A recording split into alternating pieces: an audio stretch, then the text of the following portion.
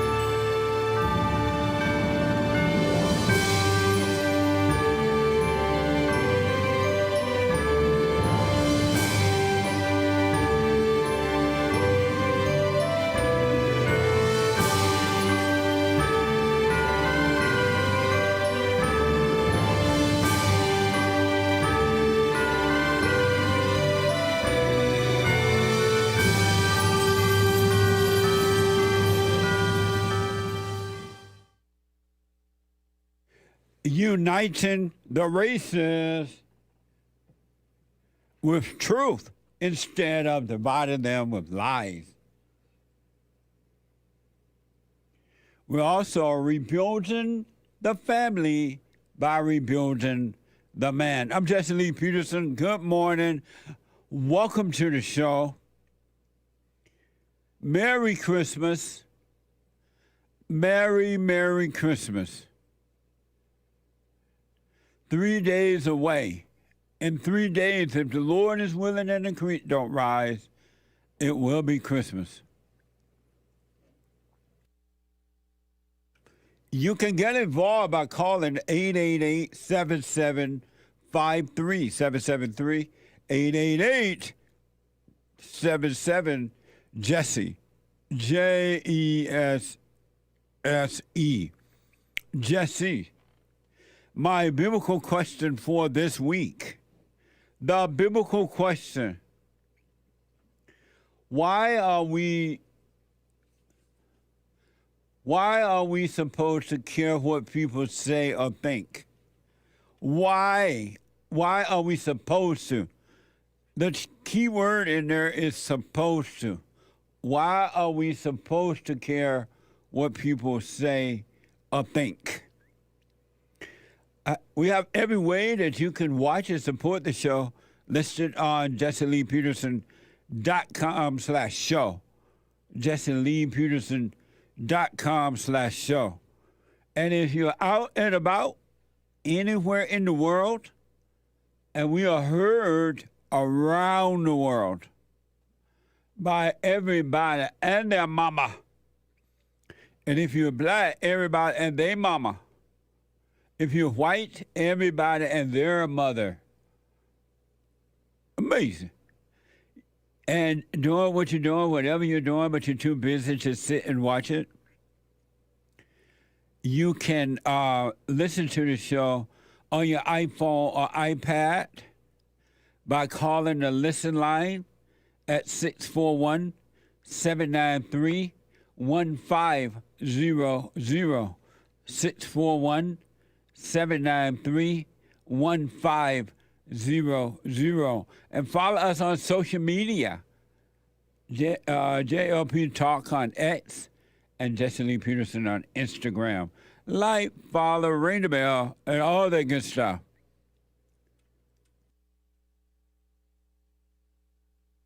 Amazing. And then to donate and have your comments read out loud, go to buymeacoffee.com/JLP Talk, buymeacoffee.com/JLP Talk, or rebuildingtheman.com, or Bond JLP Cash App, Bond JLP Cash App. So it is Friday. It is Get It Off Your Chest Day. It is whatever is on your mind. Express yourself Friday. You Tom like a mug. You need to go and get yourself bleached, because everything you say about black people, and you're sitting up there looking like a tar baby. It might sound like a semantics argument, but he's a gray alien. I wonder if he's been smoking pot. 24 hours I have it's innocent. Could you help me? I'm just a reporter. 'Tis the season of giving. Bring me some McDonald's. No doubt about it. Our border is secure. From the mountains to the sea. Which mountains? Christmas Smackdown. Here it is. Where's your Christmas spirit? Today we're going to be talking about why people should say happy holidays. Christmas is Christmas, it's Christmas, it's Christmas. It's amazing to me that people are so dumb that someone that hate Christmas and hate Christianity can tell you not to say Christmas, say happy holidays. And then you go around, you start saying happy holidays. You don't realize you've been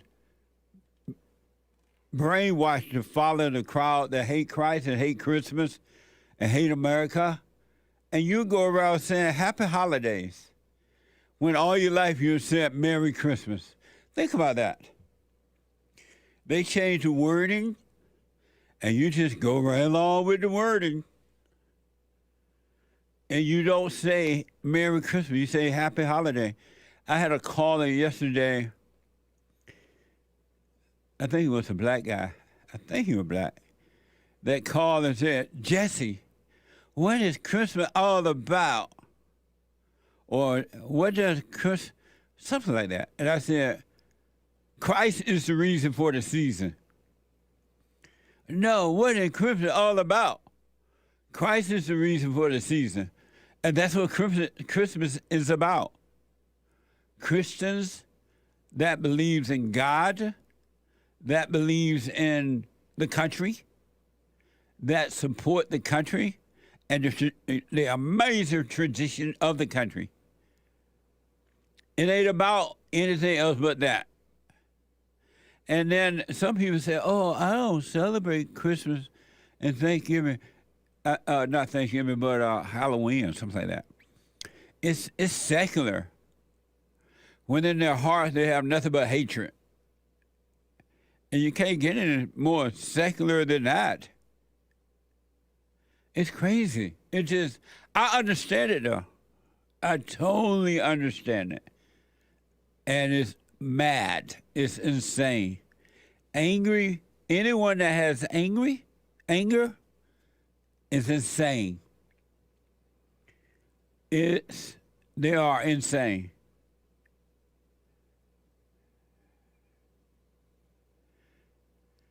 They are insane.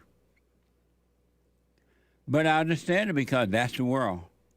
And angry people of the world, I don't care if they claim to be of a church or whatever. If you have anger, you're still of the world. You may be sitting in a church, but if you have anger, you're still of the world. Satan is your God. Anger is evil. The intellect is evil. The intellect is an enemy of God. And most people are intellectual. They're into the intellect. Another thing I was reflecting on, and I hear it a lot now, that white people are afraid. Everyone knows now that whites in America are afraid.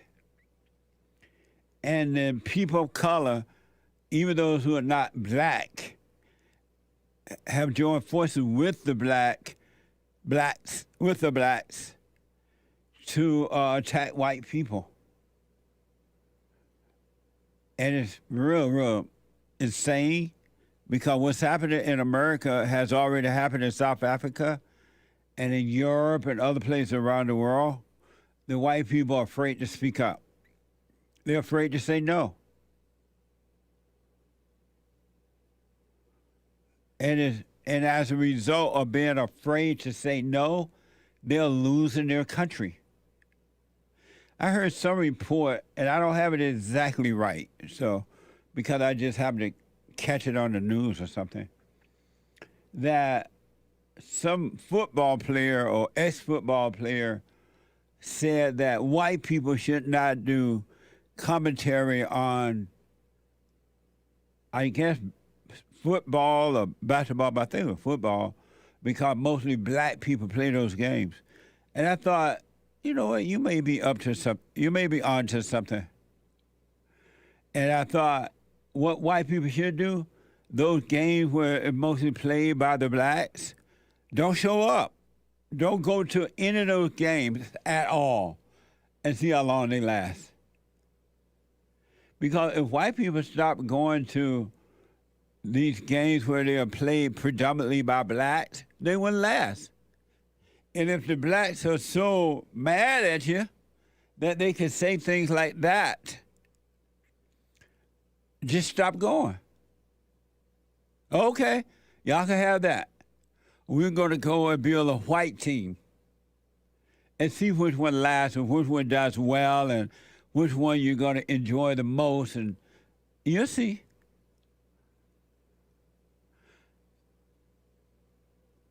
I'm being told, who you get that from, Nick? No. Okay, so according to Newsweek, Rashad Mendenhall, whoever that is, a former NFL player, asserted white people aren't good at football, and so they should stop commenting on it. I'm like, oh, okay. We'll stop commenting on it. We'll stop going to your games. We'll let you have football, see how long that lasts. And watch how the football field turned into a hood. Dried, dead grass that need watering. And a dirty stadium. So how can this guy say that about the whites? And the whites, oh, okay. Nobody say, oh, this guy is wrong. How can he say that? Nobody comment on it.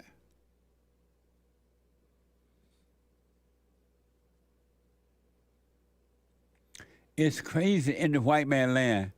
This is not going to turn out well. If you doubt me, go to South Africa, other countries where the white people created, and see what has happened to those countries. The same thing is happening here. We're on the same track. It's not going to get better. And the best player is a white guy by the name of Tom Brady. It ain't even a black person. What the? What is going on? It's evil. I was looking at a report on that black woman that's the president of Harvard, I believe, the one that wouldn't say the right thing about what's happening with the war and all that. And this woman, because she's black and she has an afro and she's an affirmative action baby, she's not in there because she qualifies. She's in there because she's a black female. And now she is destroying Harvard because the people are afraid to get rid of her. The whites are afraid. If she was a white woman, she'd be gone. But because she's black, and they allowed the black to destroy, which was, quote unquote, a prestigious university at one time. Now, do you believe me? Is when you let the blacks in, they destroy it.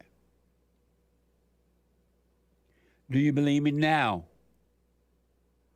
Look what happened to the country when you allow Obama, the fallen Messiah Obama, Big Mama Michelle into the White House. The country has been downhill ever since. Obama's plan is still in operation. All these illegals coming over, no police. What do we want? Dead cops. When do we want them? Now. Pigs in the blanket, fry 'em like bacon. Under Obama.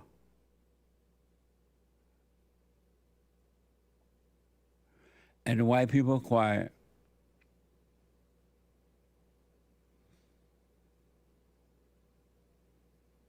And they're quiet in their own country.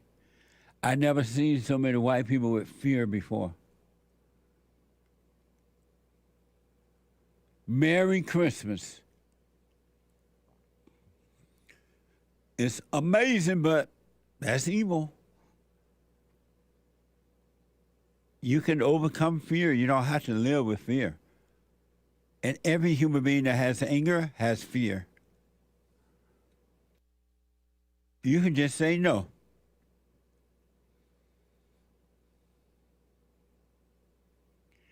You may ask, why are white people so afraid? I can hear you asking that now. Why are white people so afraid? Well, I want to give you some examples of why white people are afraid. Watch this from CNN and the New York Times. How many of you are afraid to talk openly about race? Nobody. I'll say yes. Mark your mic. What? I'll say yes, and here's why. Because I'm white, and I'm going to screw it up somehow. It's very uncomfortable to talk about race. It's not something I do. I don't want to say anything, that would offend anyone.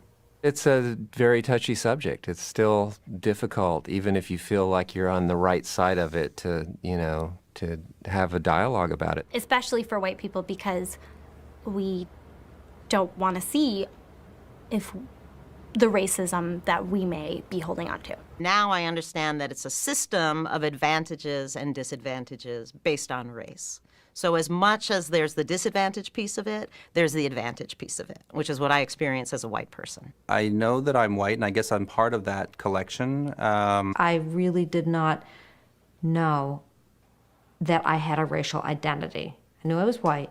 I had no idea what that meant, how that had shaped my outlook on life. I don't want to be ashamed of being, and plus I'm a male. It's like every group out there can be pissed off at me because I'm white and a male. I think we're all implicated in a racist system, and I play my part in it as a white person. I think that impulse, that kind of colorblindness impulse, comes mostly from white people. Like I've never heard, I mean, I don't know. I'm sure it comes from all people of all kinds, but I've heard it most from white people who are saying like, let's do this as a way of getting past this racism thing.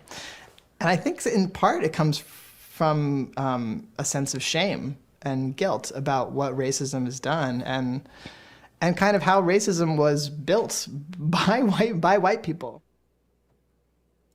That is so sad, it makes you want to cry. How can you be brainwashed like that? It's like telling black people that racism exists, and they believe it. And I don't know if they really believe it, but it gets them free stuff, so they act like they believe it. White people, that is pitiful. You're a pitiful person if you think that way.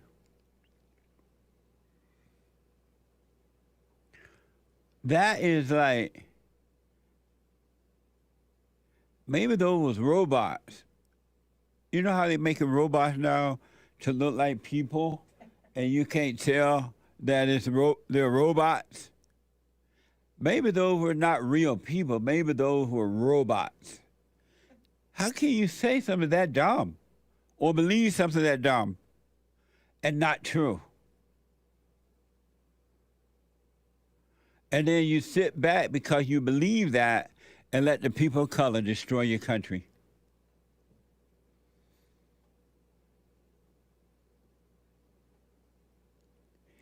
And believe you me, that the blacks know that the whites are afraid.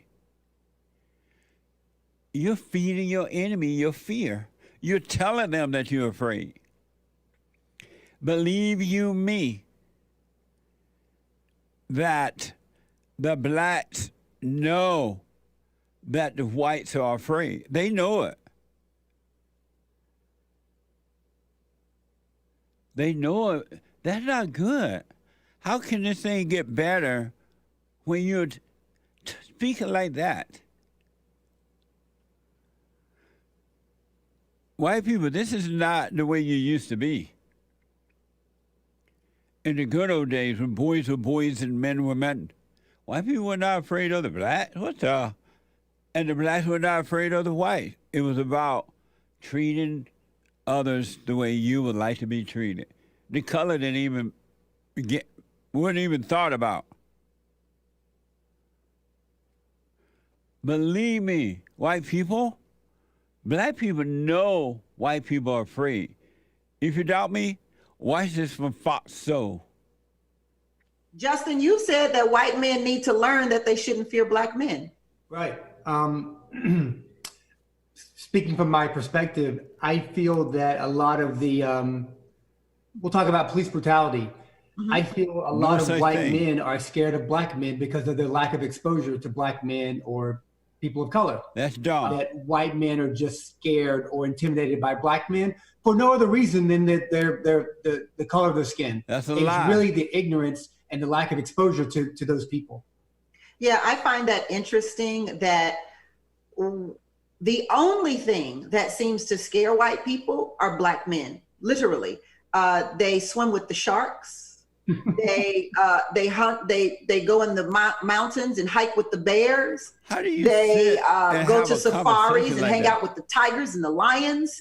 And that's unfortunate because our history as black people does not reflect in any way factually that we are a violent people. And I believe Minister Farrakhan said that the best when he said, we don't have a history of killing you.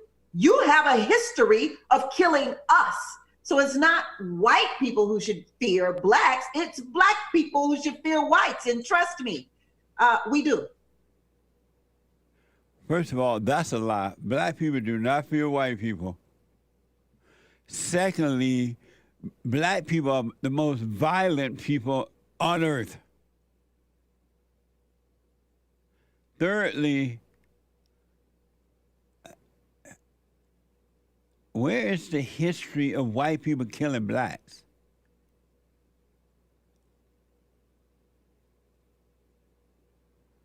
And that, I guess, is that a white man with the black woman? It appears to be. He was not white. He said not white to him. But it did look like a white man.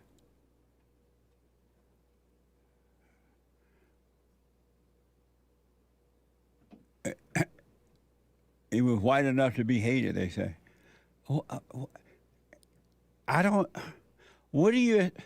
Don't you see how violent the blacks are becoming as a result of the whites thinking this way?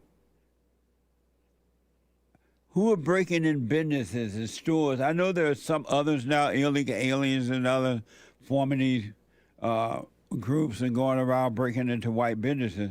But who have been leading the way as far as so-called smash and grab?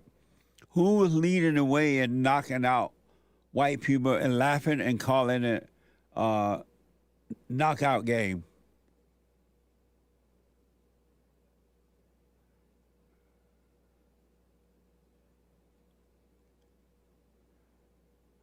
This is evil, folks. This is no game. This is evil. And if you love the white people, you would tell the black people, you would tell them the truth. Hey, I'm not your problem. Your mama is your problem and your daddy. How is this going to help? And those black people sitting there acting as though they're having a real conversation.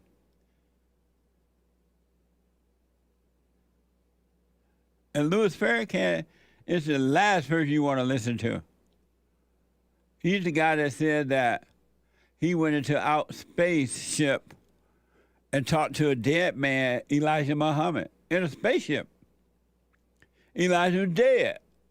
But Louis Farrakhan went out there and had a conversation with him. Louis Farrakhan is the man that said that black people were the first people on earth or something like that. And they went into a laboratory later at some point, I guess, and they created the white man, and that's how he came over the blue-eyed devil. Louis Farrakhan is the man that called Jews blood-sucking Jews. And this woman quoted Louis Farrakhan about history.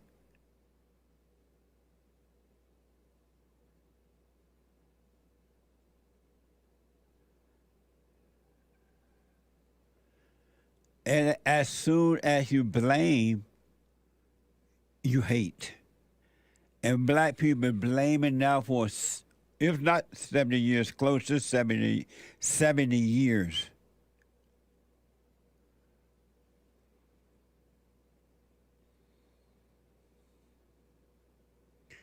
I'm being told or reminded that Louis Farrakhan accused Trump of trying to start a race war when Trump talked about sending the National Guard to Chicago in the effort to deal with crime in Chicago. Here's Trump trying to look out for the blacks, and nobody wants the blacks to really get help.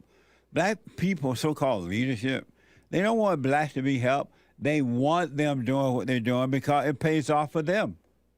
It doesn't pay off for the blacks who are carrying this stuff out, but it pays off for the blacks who encourage them to do it. Merry Christmas. Don't be afraid to say Merry Christmas. It is not Happy Holidays. This is Christmas. Happy Holidays include all this other dumb stuff.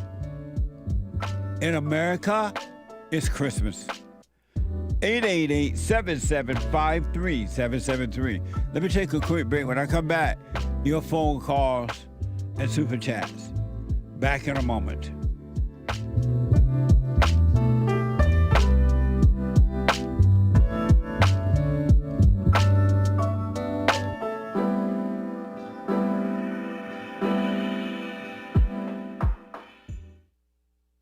You can't run from evil within yourself or outside of self. You got to deal with it. And you need good in order to deal with evil. And God is good. You need to return to the Father, and you'll see within you, he will fight the battle for you. And he will fight it without, because he will show you how to deal with it, and you will have no fear. Love God with all your heart, all your soul, all your might, along with nothing else. Nothing else means yourself, your children, your wife, your things, your ego, your reputation, and all that. You can't care about any of that. The children of anger will use it to control you. But if you love God, he will renew your mind, and none of those things will be before him. And so when they go after you, oh, well, you may take my body, you may take my things, but you're not going to take my soul. And that's a true reality.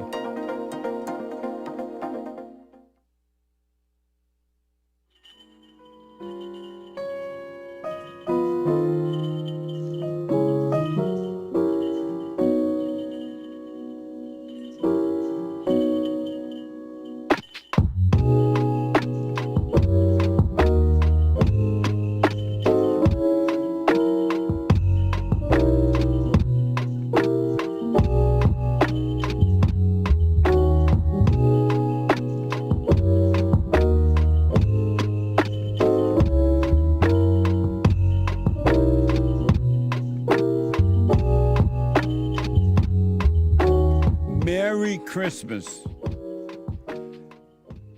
If the Lord is willing and the creek don't rise, Christmas is Monday. Merry Christmas. It is not Merry Holiday. Why do you have to go along with the people who hate Christians? Anyone that says Happy Holiday, what they're telling you is that they hate Christians.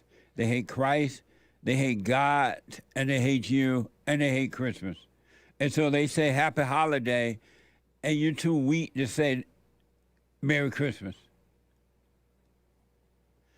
What is up? I want my country back, but it ain't coming back. So a couple announcements. The Hake report is coming up at 9 a.m. this morning from 9 to 11 a.m. Pacific time. TheHakeReport.com. And then at 12 noon, a brand new episode of the FallenState.tv at 12 noon. A very interesting conversation with Dr. William James. He's an educator from New York City, and he has a new book called Black Supremacy. Watch this. Next time on The Fallen State. How many degrees do you have? 5. Wow, educated up to yang. Education is the true answer to liberation. Do you love Joe Biden? Yes. Do you love Adolf Hitler? Yes. Really? Do you love white people? We have a book called Black Supremacy. Most blacks do what? Destroy. Prove that. Who killed other blacks the most? Blacks. Who turned nice neighborhoods into hoods? I'm giving you a hint. I want money for what my ancestors went through. And what did you do to earn that money? I was born. Born in the USA. I was born in the USA.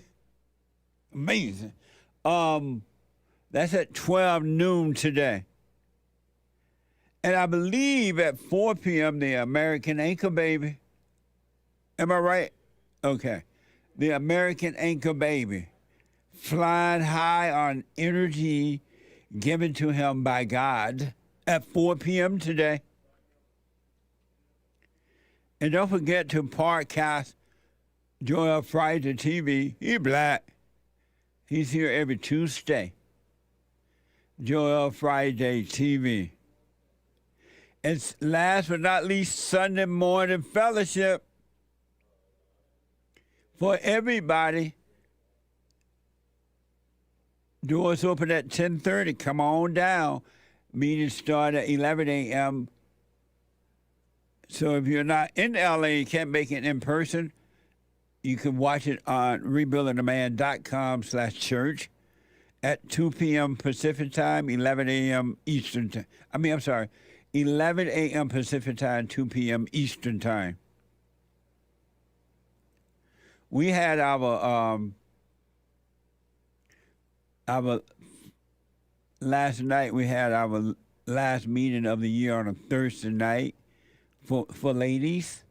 Every third Thursday night of the month for ladies, right? And first Thursday night of the month for men only. Sunday mornings, everybody. And we had our last one for this year last night. And the ladies showed up, from everywhere. And it was, you know how when you're watching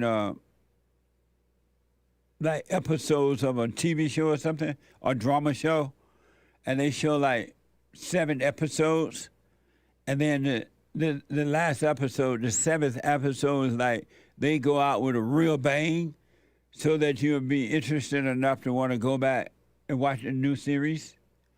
That's how the last night meeting was. It was deep. It was amazing. It was the ladies wanting to know the truth. It was interesting to the point that normally the meeting ends between 8:30 or 9.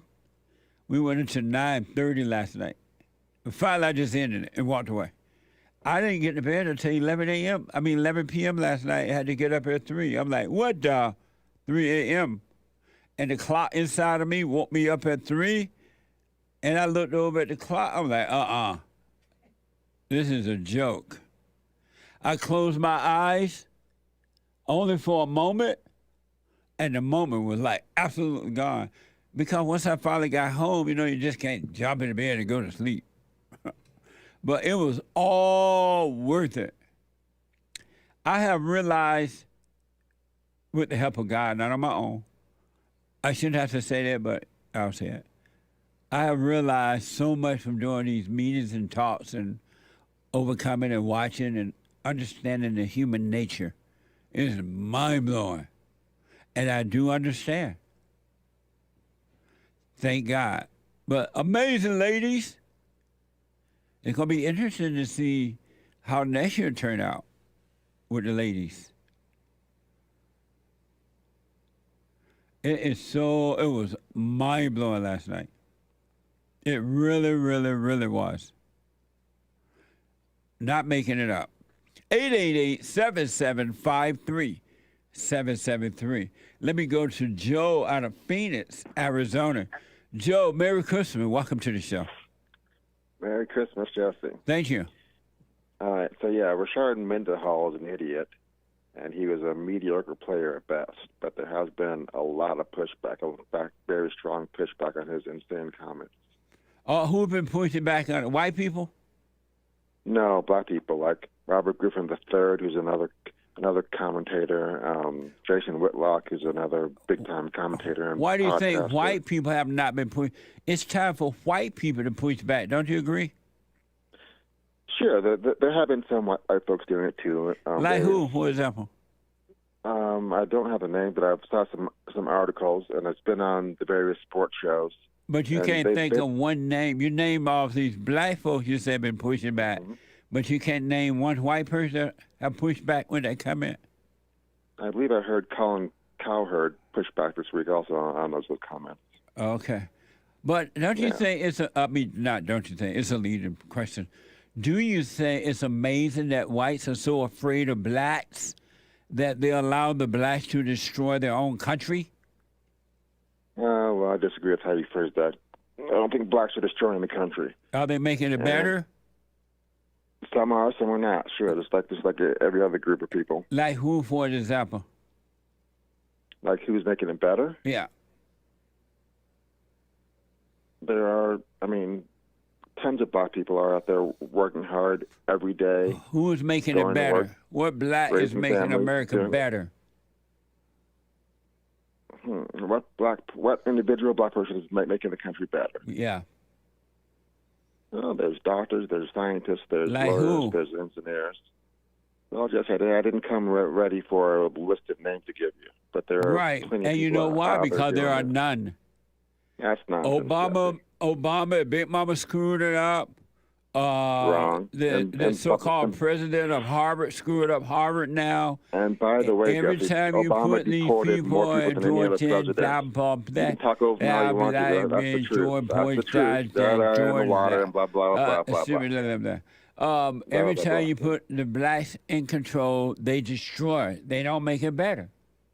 That's just wrong and stupid. How is that wrong? Because there's plenty of black people who build and do great things and make this country great. What black have made and making America better?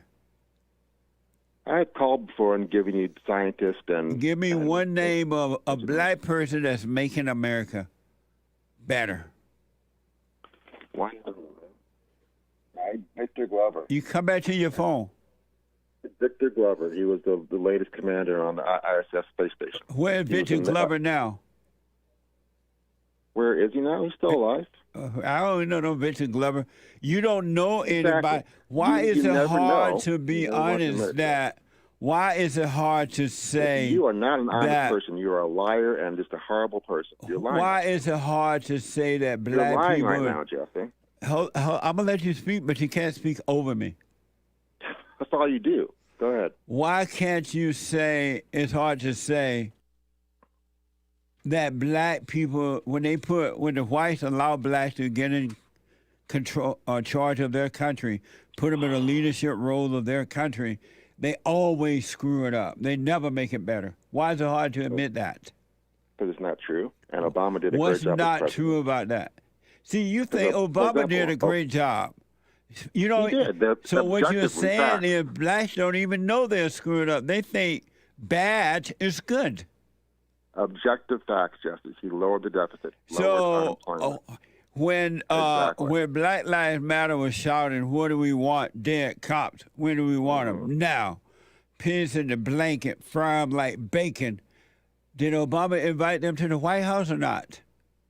Sure. Did Trump invite them? And was that a good thing to do?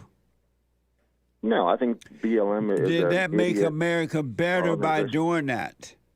No, but reducing the deficit did. Saving the banking system did. When Obama was in the White House, did crime... You're talking over me, Jesse. You're talking over me. When Obama was in the White House, did crime get worse in Chicago?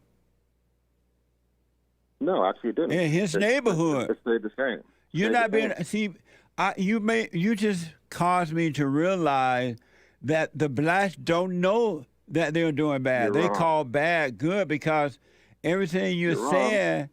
You're wrong and you're lying right now. I'm naming you. I'm listing off. I'm listing off all the stuff that the Father Messiah did. Answer one question, Jesse. I'm listing off all the stuff that I put him on hold. If you notice, I'm listing off all. Obama's a socialist, and I'm listing off all the things that he did, and this man calling them good. So the blacks are so into doing wrong, and not all, but most. They don't even know it's wrong. They call it good. That's amazing. Joe. You are not an honest person at all, Jesse. You're Joe. like the bunch there. Can you hear me? Can you hear me? Can you hear me? Bye, Joe. I'm letting him go. See, you can't even communicate with them. But that was an interesting revelation. He's calling bad good. He couldn't name me one black in leadership that has made America, that improved upon the country, made it better. Not one. I can name some from the good old days before the Civil Rights Movement, but since the Civil Rights Movement, I can't name you one. The worst thing that happened to the blacks other than abortion is the Civil Rights Movement. Joe from Phoenix, Arizona, cannot name one black person that the whites have allowed to get a leadership role in their country and they have made it better. Now, if that don't say Merry Christmas, I don't know what will. And he's black, supposedly. Is he black or black and white? I thought I heard somebody. him on your show or something. He has some white with a little white in him. He does have some white in him. He doesn't recognize it. Yeah, he does. What? He's even said that his wife is white. Really? Mm-hmm. Isn't that interesting? He could not name one black person that the whites allowed to get a leadership role in their country, and it made it better. Yeah, I mean, he thinks Obama made it better. But and that Trump that's why I'm saying Obama stuff is still happening. Yeah. And it's nothing but destruction. And so Joe from Phoenix is calling good evil and evil good. That's intellectuals for you. That ain't intellectual, that's evil. Right. What that is, the intellect is evil. Yeah. The intellect itself is an enemy of God. It hate God. Aaron is the first time call out of New Jersey. Aaron, welcome to the show. You're on the air. Good morning, Mr. Peterson. Can you hear me okay? Loud and clear. Hi, how are you doing today? Merry Christmas. Thank you. Merry Christmas. You know, I was going to call in to provide some constructive criticism to the show, to be honest, that I was thinking about. But I actually kind of had a little bit of a revelation as you were talking to the last caller here, if you don't mind my bringing that up. Okay.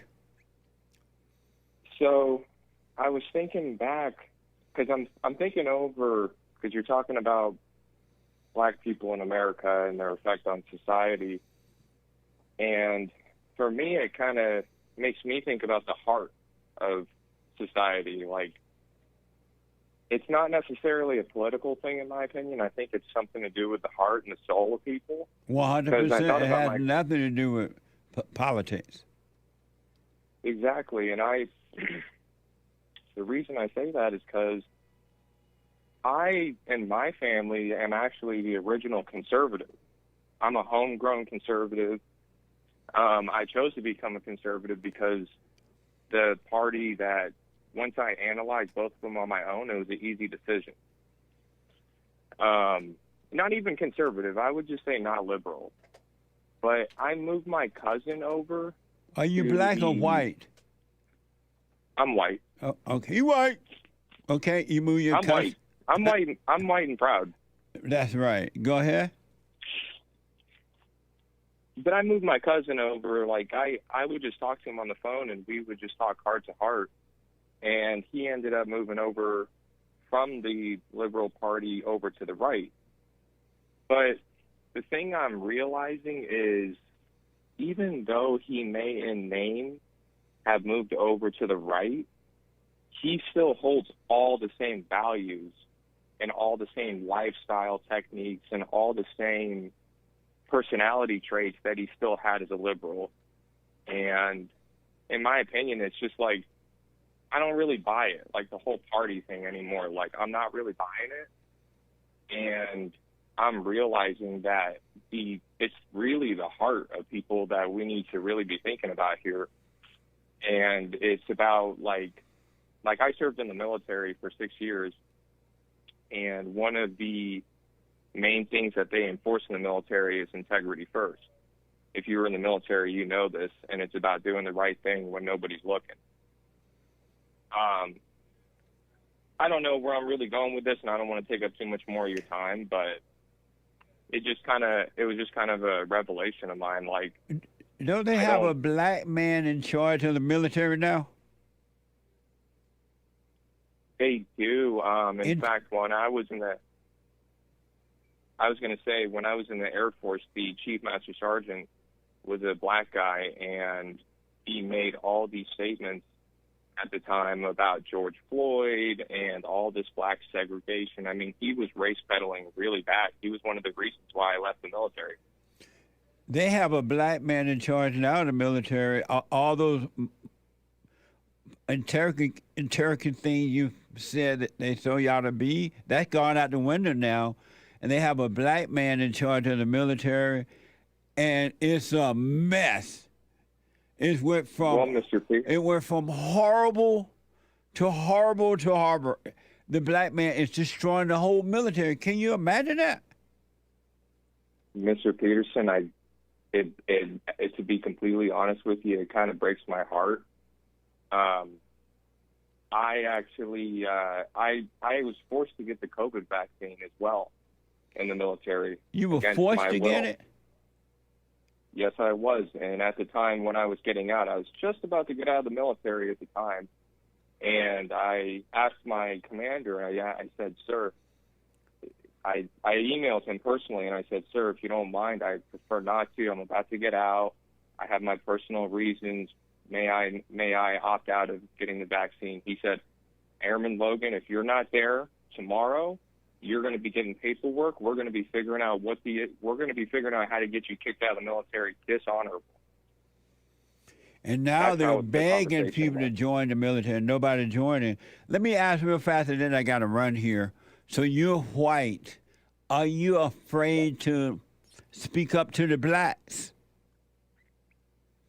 So the issue is I've been subject to so much conditioning in my life to be afraid that I've been almost conditioned away to have a natural response to be afraid. But I've grown over time, and I've realized right from wrong. I've taken time to reflect on this kind of stuff, and I do speak up. I say Merry Christmas. I don't let people suppress me when I'm talking. I say what I'm saying. I say what I'm thinking. I say what I'm feeling. But do I feel fear, to answer your question? I absolutely think I do, because nowadays, are you kidding me? I mean, I don't need to go into detail. You already do it better than I do, but what's going on out there, all this terrible stuff that black people are doing to white people and the government, absolutely, I'm scared of them. And so if you are afraid... Without a doubt. If you are afraid, and you're right about it, it's just out of control. There's a genocide upon white people. How would that get better if you're afraid to speak up about it? How are the blacks going to get better?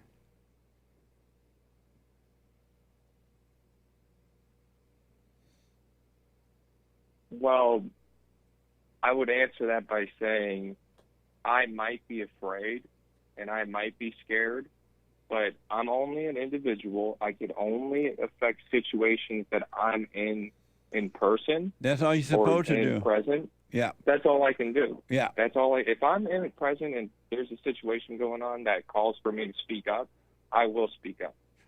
Do you have fear? Even if I am scared. Even if I am scared, yes. But even if I am scared, I make a point to speak up in situations like that. Do you have fear? I do. Are you a Christian? I don't identify as a Christian, no. Are you a Christian? No. Do you believe in God? Yes, I do. Why aren't you a Christian? I just don't go around saying it. I never really went to church or anything like that, but Christianity is the best religion on this side of So why aren't you a Christian then? I don't know. I never sat down and Can you hold air? It's a good question. Can you hold for me? Yes, sir. Yes, sir. I don't mind holding. All right, let me take a quick break. 2 more hours to go.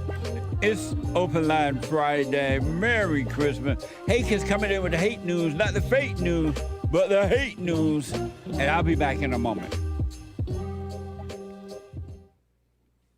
Now, I totally disagree with the way things are going, but you can't be angry because that's what the enemy wants. He wants to control you. They do things to make you mad so they can control you. It's like being married. And the wife would do things to make you mad, or she'll do things to make you feel good. And men do that to women too when they want something from the woman, especially sex.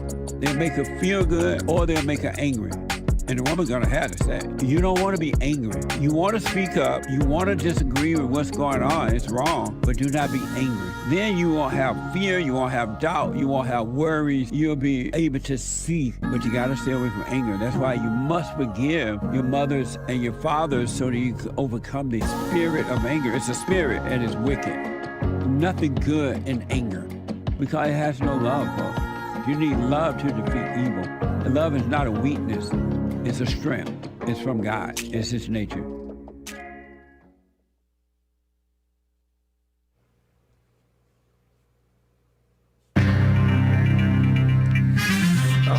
lot of mess going on in the world. This is the end of hour 1 of the Jesse Lee Peterson Show. It's the last Jesse Lee Peterson Show of 2023. It's Friday, December 22nd, 2023 AD. The lines are full. We appreciate it. We will be right back to your calls. JLP will be right back to your calls.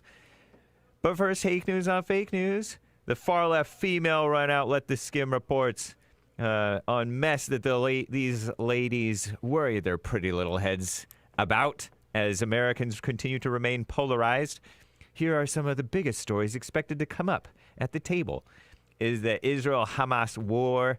After more than 70 days of war, about 20,000 Palestinians and 1,200 Israelis have been killed.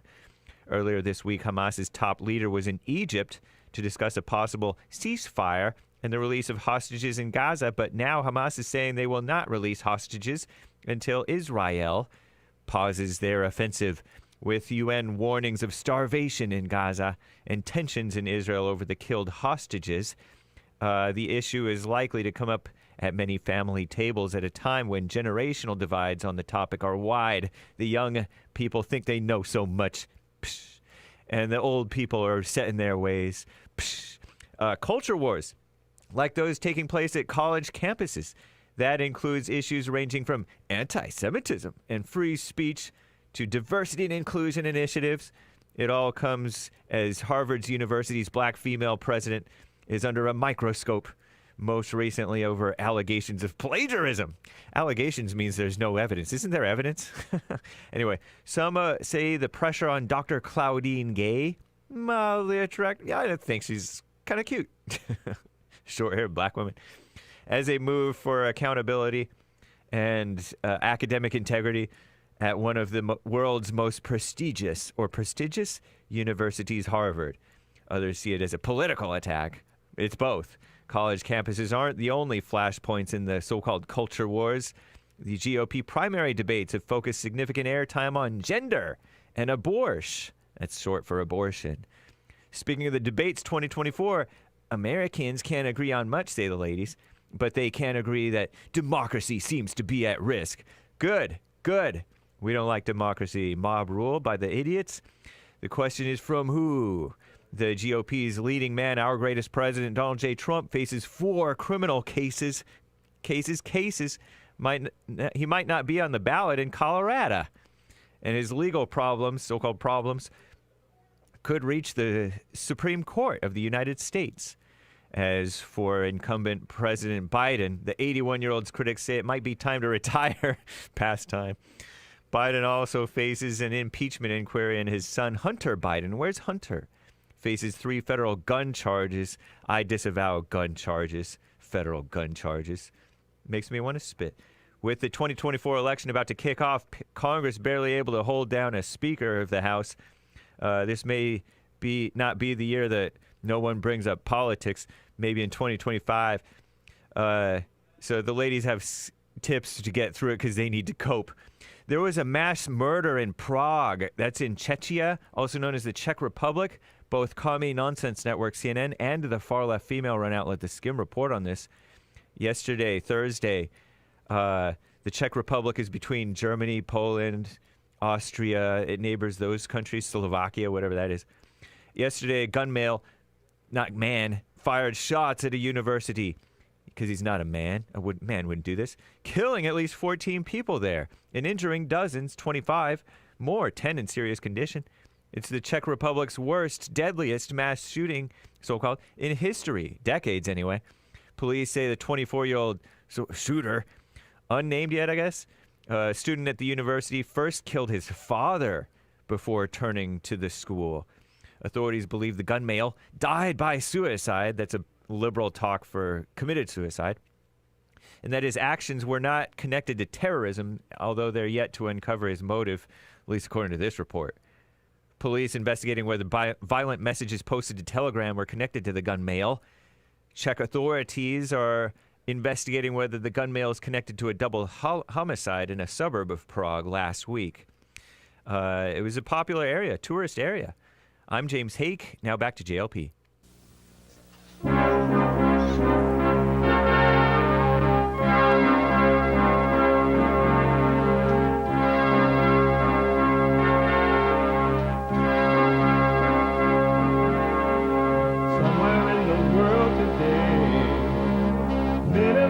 stand up strong, think the truth about themselves, to understand what went wrong. I know we can find a way. I know we can find a way. I know we can find a way to stand up, stand up, stand up.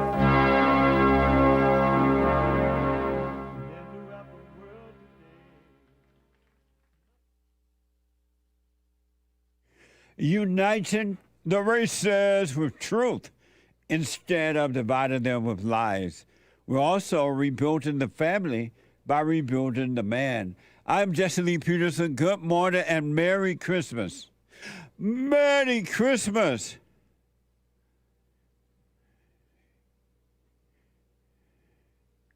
Merry Christmas. You can get involved by calling 888-7753-773. 888-77-JESSE. Jesse. Jesse. My biblical question: why are we supposed to care what people say or think about us? Why are we supposed to care what people say or think about us? Why are we supposed to care? There are people who say you're supposed to care. We have every way that you can watch the show listed on JesseLeePeterson.com, and you can also listen on your iPhone and iPad if you're busy anywhere in the world, or up and down the world, around the world, whatever way you believe. On your iPhone, iPad, if you're busy, you can watch it live. You can podcast, of course, by calling the listen line at 641-793-1500. 641-793-1500. Follow us on cozy.tv/JLP, where Christ is King. Christ is King. Amazing. And rumble.com. You got to know how to rumble. Rumble.com/Jesse Lee Peterson. All right. Like, follow, ring the bell. And to donate, and we're going to get you in Super Chats. Donate and have them read out loud by buymeacoffee.com/JLP Talk. Buymeacoffee.com/JLP Talk, and rebuildingtheman.com. Rebuildingtheman.com. It's Friday. It's Get It Off Your Chest Day. This is Trump. This is how Trump does it. Just to show you, I'm telling you the truth. This is Trump. This is Trump's thumb, and he does it like that. See? It's Friday. It's Get It Off Your Chest Day. It is whatever is on your mind. That was easy.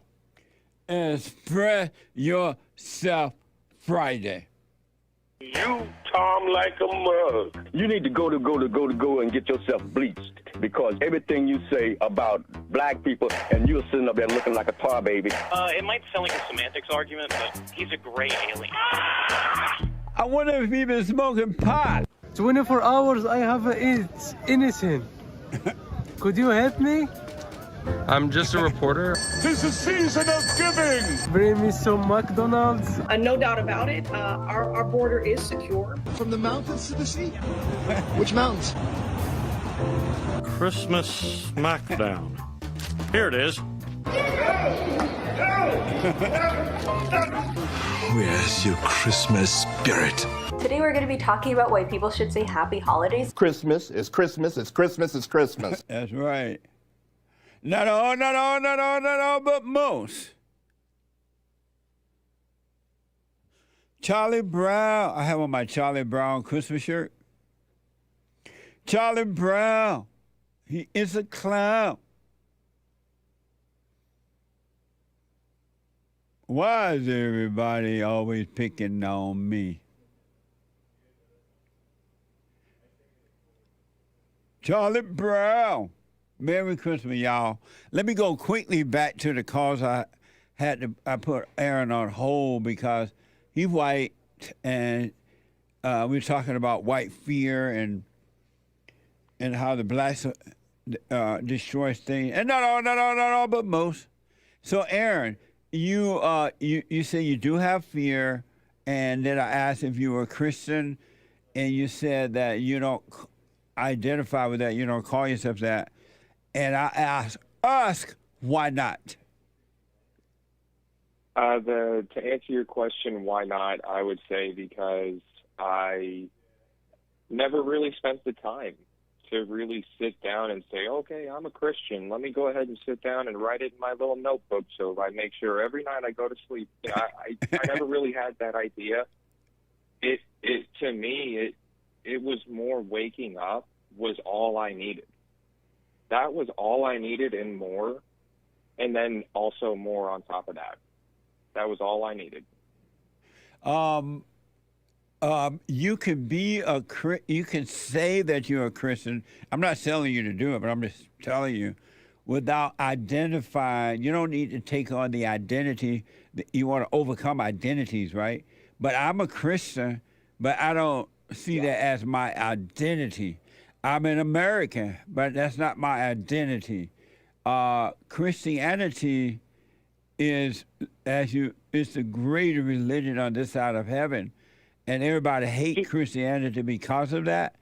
And so we must not, I and you and no one who is a Christian must not be afraid to say, I'm a Christian. Because inwardly, you're overcoming all the identity things. Absolutely. And just to make sure I make myself clear, anytime I'm filling out a document, filling out anything, or somebody's asking me, I do say Christian. I'm just saying, I don't know. When it's just between me and you, I would say I'm not really a Christian. I'm just me. You know what I mean? Between me and you. But whenever I'm filling anything out or asking or answering that for somebody, I have no problem saying I'm a Christian. Amazing. I have no problem saying I'm a Christian. That is the number one religion. Jesse, what you said about Muslims being taught how to lie since they're born, that is such a profound statement.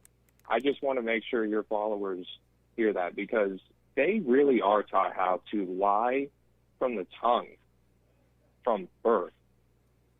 Amazing. I don't know how. And Jesse, before you I know you got to go.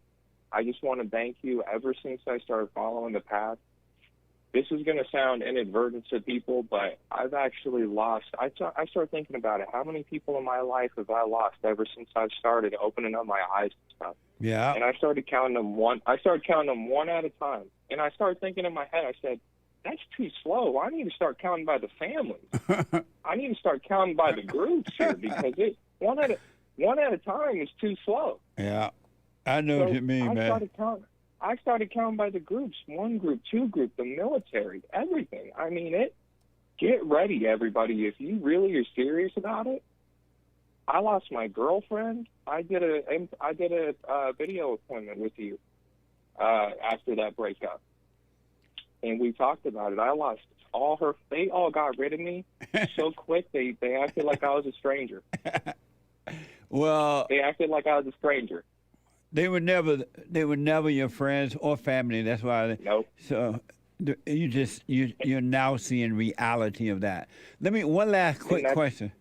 Being white in America, your country, because this country was founded by white men, and with the help of God, they were able to create the greatest country in the world out of nothing. Hands down. What is it like being white? What is it like watching your country be destroyed without any pushback at all from white people? As somebody who was blessed to be raised in a community that was mostly white, with good American, America-loving people, proud to be American, proud. And when I say proud, I mean stand up. I don't know if kids do this anymore. We used to have to stand up and say the Pledge of Allegiance. Sure did. In class. Yep. Yep. We used to have to stand up and say the Pledge of Allegiance. Yep. Yes, exactly. Stand up. Everybody look at the flag. Then y'all can do your joking around and messing around. But I was blessed enough to be raised in that. So I have a glimpse into what it's like to see beauty. And now that I see this, I can't explain it to anybody unless you've been in the same positions and the same situations I've been in, because it really, it's hard to put into words. That's how I'll answer it. Amazing. It's hard to put into words in a bad way. In a bad way. Well, it sounds like you're working on yourself, so continue to do that. Do the silent prayer and watch the thoughts, and I promise you, fear will be taken away from you, and you'll be able to live in this world, inside of your world, in this world without fear, and it's going to be amazing for you. Mr. Peterson, I don't have any words to thank you.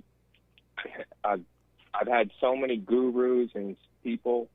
Nobody is anything even close to Mr. Peterson. It's not even you.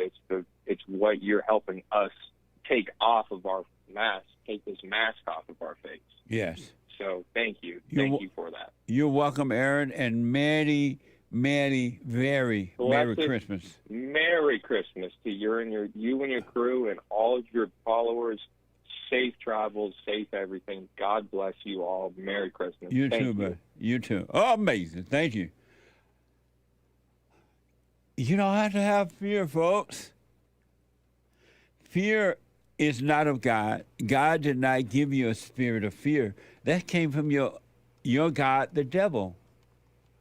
James, there's a line open, 888-7753-773. James out of Maryland. James, welcome to the show. You're on the air. Hi, Jesse. How you doing? You got my question there in front of you? I'm sorry? I'm sorry. Do you have my question there in front of you or no? No, you haven't told me yet. You haven't asked me yet. Okay, I'm going to tell you. Is it, when I'm confronted with situations like someone yelling in the middle of a workshop area that it's okay to be gay, should I not say, well, my God hates sodomites and pedophiles? Or should I just shut up? Or if I'm being confronted, like, say my daughters and what they're being taught at school and everything, is it, I mean, this is my God, right? And I want to mention something else, one other thing. You just got through talking with the other caller about Christianity. And I would say Christianity isn't a religion. It's a reality. It's my life. It's what I live, you know? So, number one, if somebody is at work and saying that, there's nothing, it doesn't need a response from you. But if they're confronting me, shouldn't I respond now? No. And then number two, if your kids, they're your kids in these schools, and the schools are brainwashing them, you have a right, and you should, and you have an obligation to your children to take them out of those schools, because you're supposed to protect your children until they become of age. Yeah, they're actually both of my daughters are of age now. But are they like grown? This is what I was confronted with as I was raising them. I see. And you know, dad's just, you know, racist, homophobic, blah blah. You know, because I tell them the truth about things like, you know, George Floyd, Trayvon Martin. Are they adults now? Hands up, don't shoot. You know. James. Well, I got divorced, and my wife became anti-Christian. James. Yes, sir. Hold on, James. I think James out. See if James can hear me. Let me know and I'll come back to him. Ernest out of Detroit, Michigan. Ernest, welcome to the show. You're on the air. Yes, Merry Christmas to you, Jesse. Thank you. Merry Christmas. I just wanted to say one thing. If you look at it with a keen eye, the Congress of the United States is majority white. Wouldn't you say that white people have destroyed this country and given it up? No. They're the one that's in charge. But they're letting the blacks destroy it. But my thing is about it, They make up the policies and the laws. So wouldn't you put that on them? I'm not saying blacks didn't do anything. I'm not. No, they all. have a lot of blacks in government now, and the whites in government are afraid.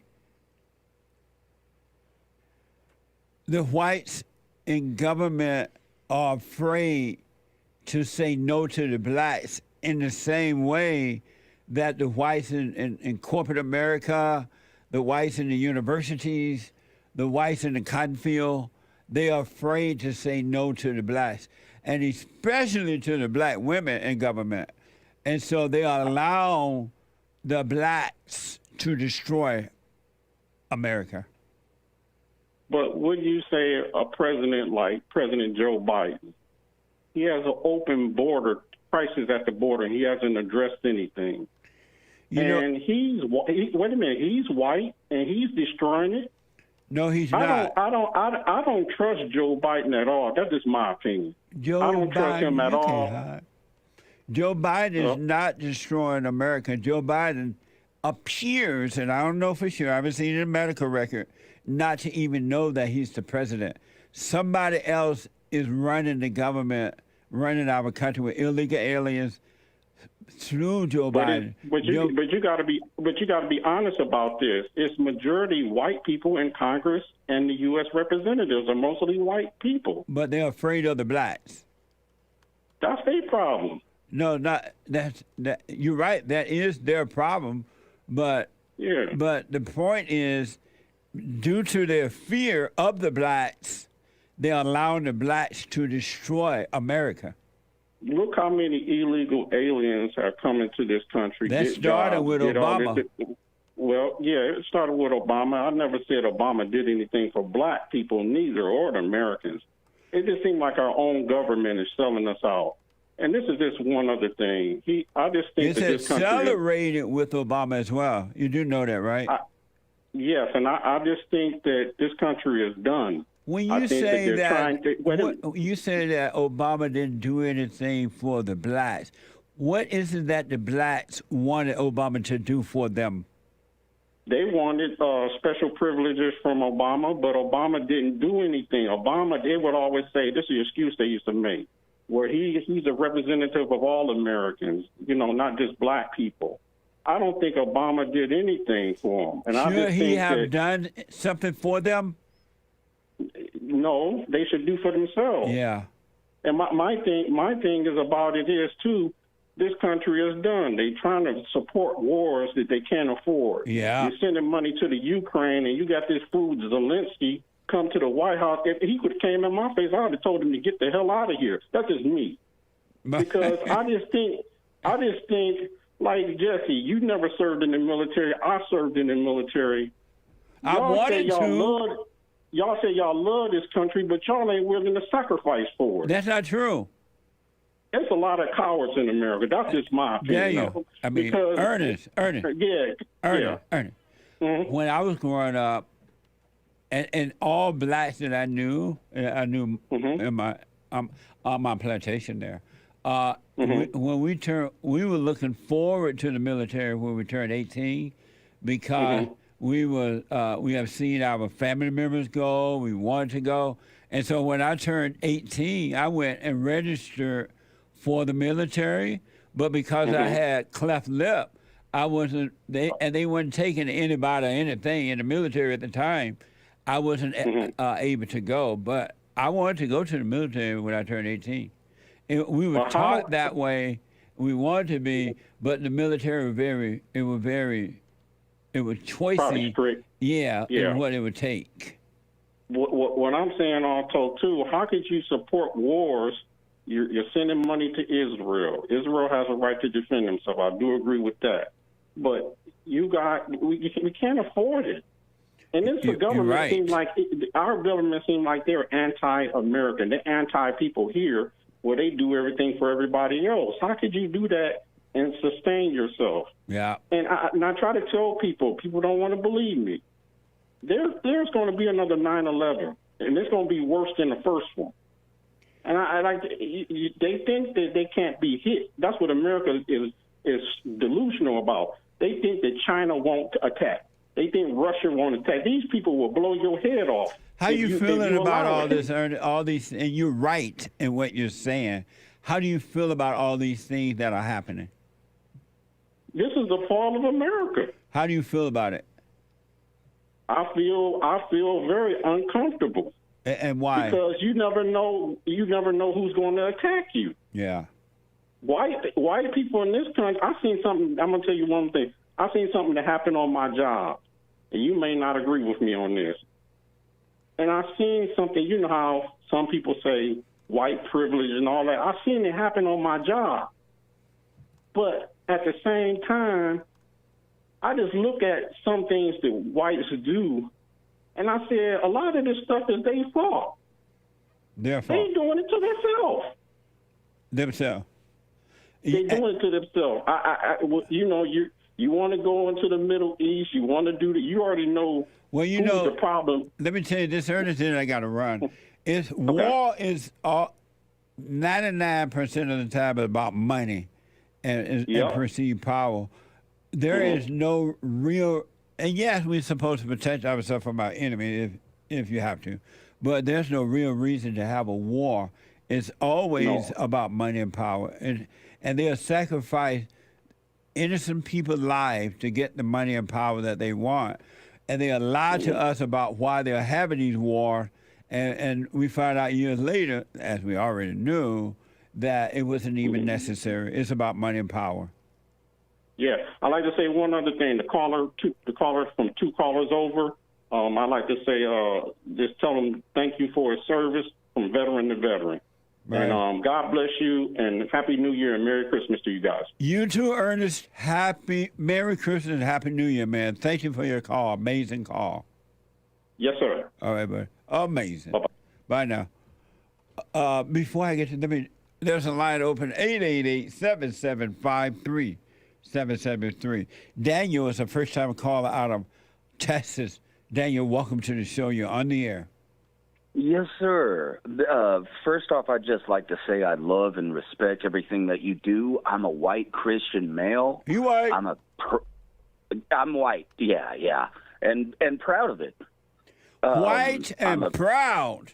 Right on. Yeah, and a patriot too. I'm more than white is that I'm an American. The question I had for you might be a little off topic for today's session. I've been listening to you for a while, and I absolutely love everything that you do. But what I wanted to know about, just kind of get some kind of insight into your thoughts on Black American music. I'm a professional jazz musician as a white guy, and it's kind of weird. Because I'm sorry, let me collect my thoughts. The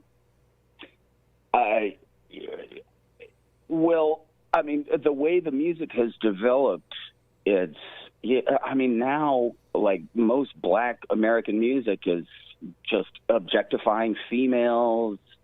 All the rap, all the hip hop is just awful, really, towards women. I wanted to see what you thought about the progression of the music there, and I think that Black American music is a mess. It's junk.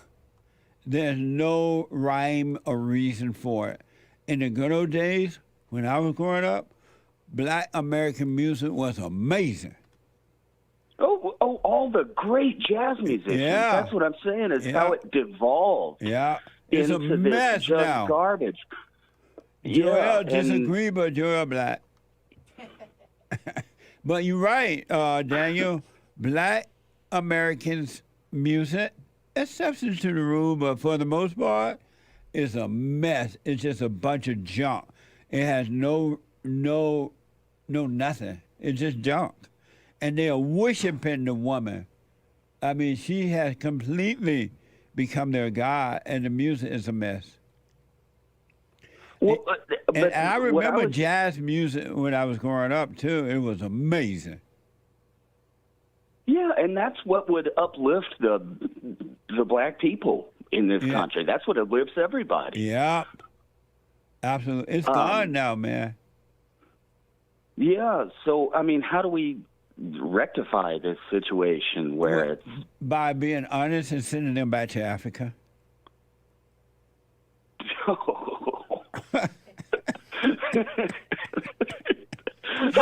man, you are the coolest guy ever. That's messed up, man. I mean, but I mean, African music too. Like you study the stuff out of like West Africa, Ghana. I mean, their drum, it's incredible. It's vastly superior to, rock, like what white people play, rock beats and things like that. I mean, like the Afro-Cuban stuff, all the stuff that comes out of Africa is rhythmically it's on a way different level. Let me ask you, Daniel, because of time, are you white? Yes, sir. I'm very white. Oh, yeah, you said that. And are you afraid to tell the blacks the truth?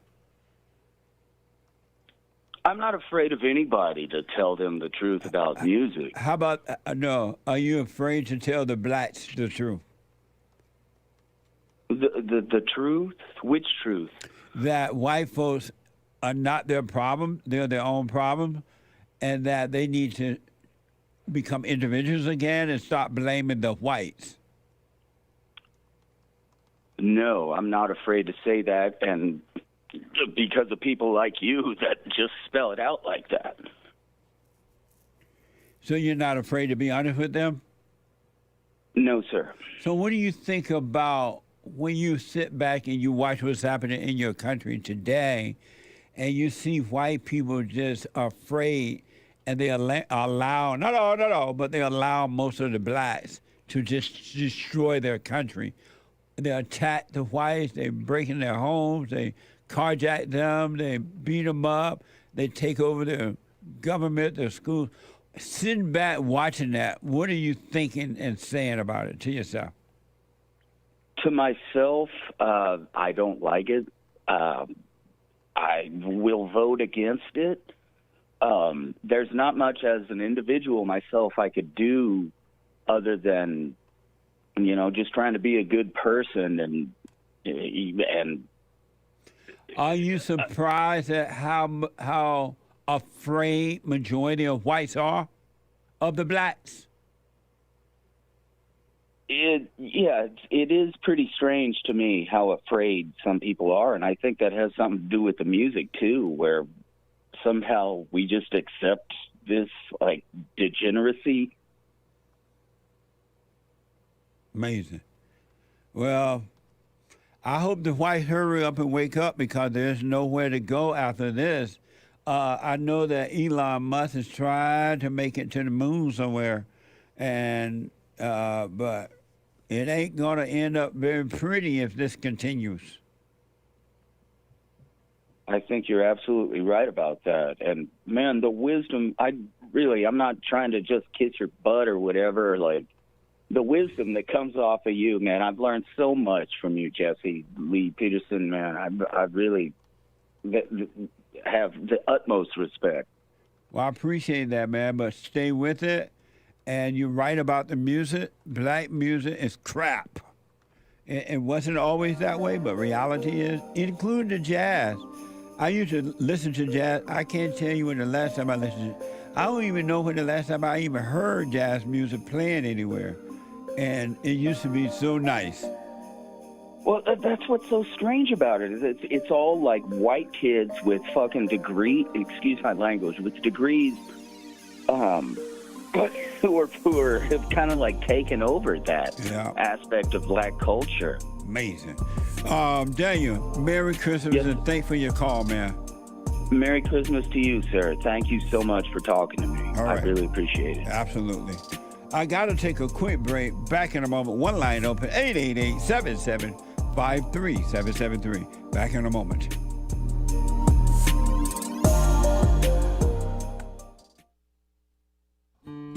We have a counseling service, and I have to admit, thanks to God, it is the best counseling service on this side of heaven.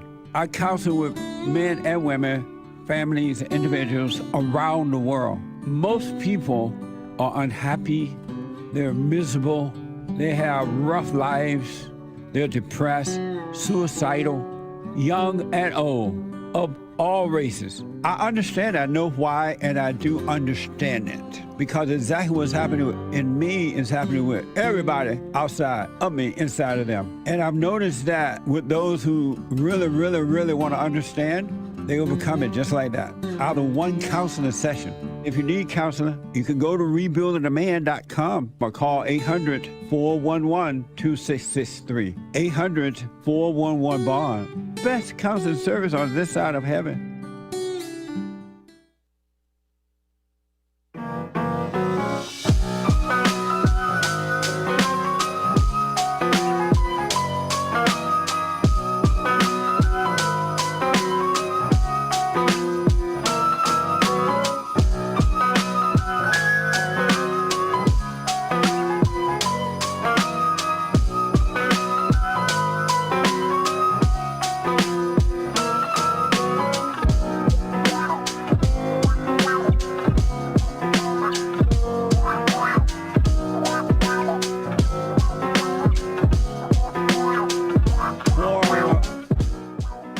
Personal shout outs, I'll do them for you.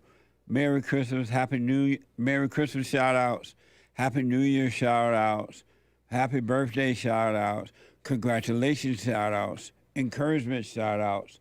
I will do them for you. Go to Rebuilding the Man. No. Cameo. CAMEO. I'll do cameos for you. CAMEO.com/Jesse Lee Peterson. CAMEO.com/Jesse Lee Peterson. All right.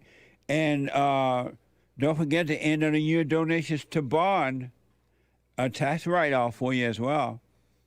You can do it with credit cards, mail in, whatever. Go online. Go to rebuildingtheman.com, rebuildingtheman.com, or call 800-411-BOND.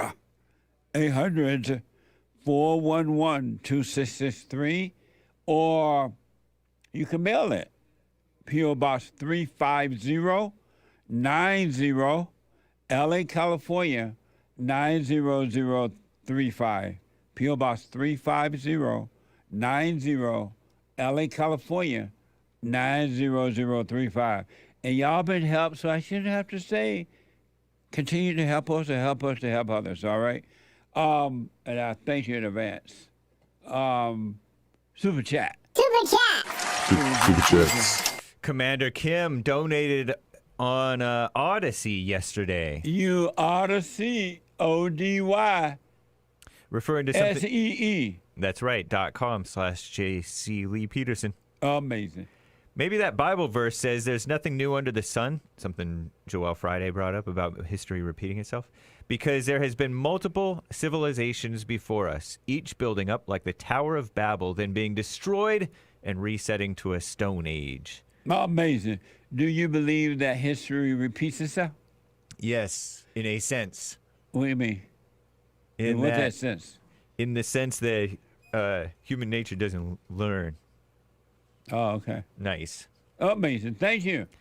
Epstein's ghost called in a super chat. Thank you, Epstein Ghost. Saying, hey, Hake, can you play your Christmas intro song? Because I'm here with Maze, Tony from California, and Joe from Phoenix, and I need to get them in the Christmas spirit because they are cranky. Nice suggestion on the Hake Report. I forgot. I have a Christmas version, Hassan, so we'll play it. Amazing. Instead of the AJ Gallardo original theme song, I guess. We wish you a Merry Christmas. We wish you a Merry Christmas. We wish you a Merry Christmas and a Happy New Year. Did you hear Joe this morning from Phoenix? I was halfway listening, yes. He could not name one black person, not one, that's been put in a leadership role in America, and they have made the country better. Right. Not one. Isn't that amazing? Right. That's deep. I'm telling you, black people don't make it better. They used to prior to the civil rights movement, but not anymore. Amazing. Thank you. On buymeacoffee.com, Priscilla from Houston bought 3. My answer to the biblical question. Why are we supposed to care what people say or think about us?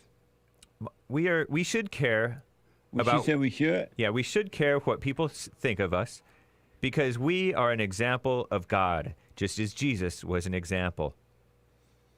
Amazing. Thank you. Do you think Jesus cared what people thought about him? What's up? Thank you, though. I appreciate it. I put my 2 cents in on Sunday. Thank you. Hey, Jesse, says someone with a coffee. What did Jesus mean when he cried out to God and said, "My God, why have you forsaken me?"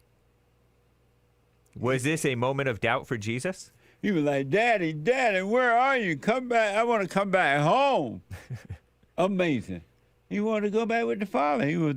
He felt what every human being feel when they're turned away from the Father. Lost. Thank you. Rocky the Mexican, ! Mexican flag emoji. Bought a coffee. Hi, Grandpa Jesse. He black. Grandpa, tell me about the good old days. He black. Question. Can we have an intellectual mind and use it as a tool and be conscious about it without being involved with the ego? Because I was an intellectual and had a personality of a grandiose narcissist, but not anymore. What are your thoughts, team? Gracias, amigos. Yes, you can. As a matter of fact, it should be only used as a tool. You know, but other than that, you don't need it. It's evil. It's evil. Do not live by the intellect. You want a no-thinking life. Amazing. Thank you. Soul Conscious bought 5 coffees. Merry Christmas to JLP and crew, and Happy New Year. Merry Christmas and Happy New Year to you too. Thank you very much. Truck driver bought a coffee. Merry Christmas, Senor Jesse and crew. You guys did amazing this year. Hope you enjoy your well-deserved vacation. Also, I can't get over the guy being scared of Santa Claus. LOL. Thank you, and Merry Christmas to you, and I appreciate your support, and we're going to enjoy the vacation. Thank you. A generous donation from Being Enlightened Until I Rise. 34 coffees. Amazing. Jesse, Merry Christmas! Christmas tree emoji, gift emoji, holy bleep, ! That was for Hake and the kids, I guess. It was January yesterday. Where has the time gone? Thank you for what you do, sir. Time goes by like 90 going north. And Merry Christmas to you, and thank you very much. Evgeny Crosby with a couple of diamonds. Hey, Jesse, Trump needs to throw a rally in the hood and tell black people the truth about all. That's interesting, too, in that conservatives tend not to hold rallies in the hoods, and yet Donald Trump is having and has had a major impact on a lot of the blacks in the hood. That's deep when you think about it. But you're right. If it needs to be done, I really wish he would. But he's having an impact anyway. Thank you. Over on, also on D Live, WD41 donated a few ninja sleds. Nice. Thanks to Jesse and the crew for the educational and entertaining content. Merry Christmas.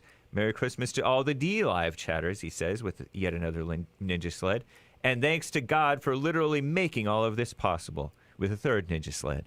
Amazing. Thank you, and you're absolutely right. Thanks to, hey, D Live. And Merry Christmas to everyone. Thank you for your support. Greenwall gave a diamond. It's not the black athletes, it's the Jewish owners, he says. Nope, that's not true. Because each adult is responsible for him or herself. You cannot and should not and cannot and should not blame anyone else for the responsibility of another adult. Jews are not to blame. Amazing, thank you. And that's the problem now. Instead of putting it back on the blacks, somebody is always blaming somebody else for the fall, for the weakness of black people. It's amazing. That's not love. Thank you. Also from D Live, Kid Combo 1.0 with a diamond. If a woman has 4 baby daddies, what is she doing wrong? sledding around. Nice. Misty donated a diamond. New chopsticks for Jappy. Merry Christmas, Monikas. Merry Christmas. Thank you. Hopefully she didn't trick me into saying something bad. I know. TJ Hilliard gave his first time chat on JLP Talk on Twitch saying, amazing. Amazing. Thank you. Nice. Thank you. Games for Rec donated a diamond. Merry Christmas. Merry Christmas to you. Thank you. Urinal Chills asks, are the lines on that shirt corduroy? No, they're printed. They're printed. But they have a... wait, is there any texture to them that you can feel? Yeah, they have it's embroidered? They have Christmas tree feel. Okay. Embroidered feel. That's a good word for it. Nice. Yeah, thank you. Merry Christmas. Urinal Chills on Rumble says, Charlie Brown, he is a clown. That Charlie Brown. Why is everybody always picking on me? Charlie Brown. That's from the Coasters, 1959. Wow. I sang it in like junior high. That's how I know that song. Really? Yep. In chorus. Your teacher had you singing it? Yeah. Really? Nice. Yep. Classic. Urinal Chills. Thank you. A Rumble rant. He's a monthly supporter subscriber on Rumble. I'm starting the WFL, White Football League. The blacks can keep the NFL. An amazing idea. Really, when these blacks make these kind of statements, they say, okay, we're going to go and start our white football team.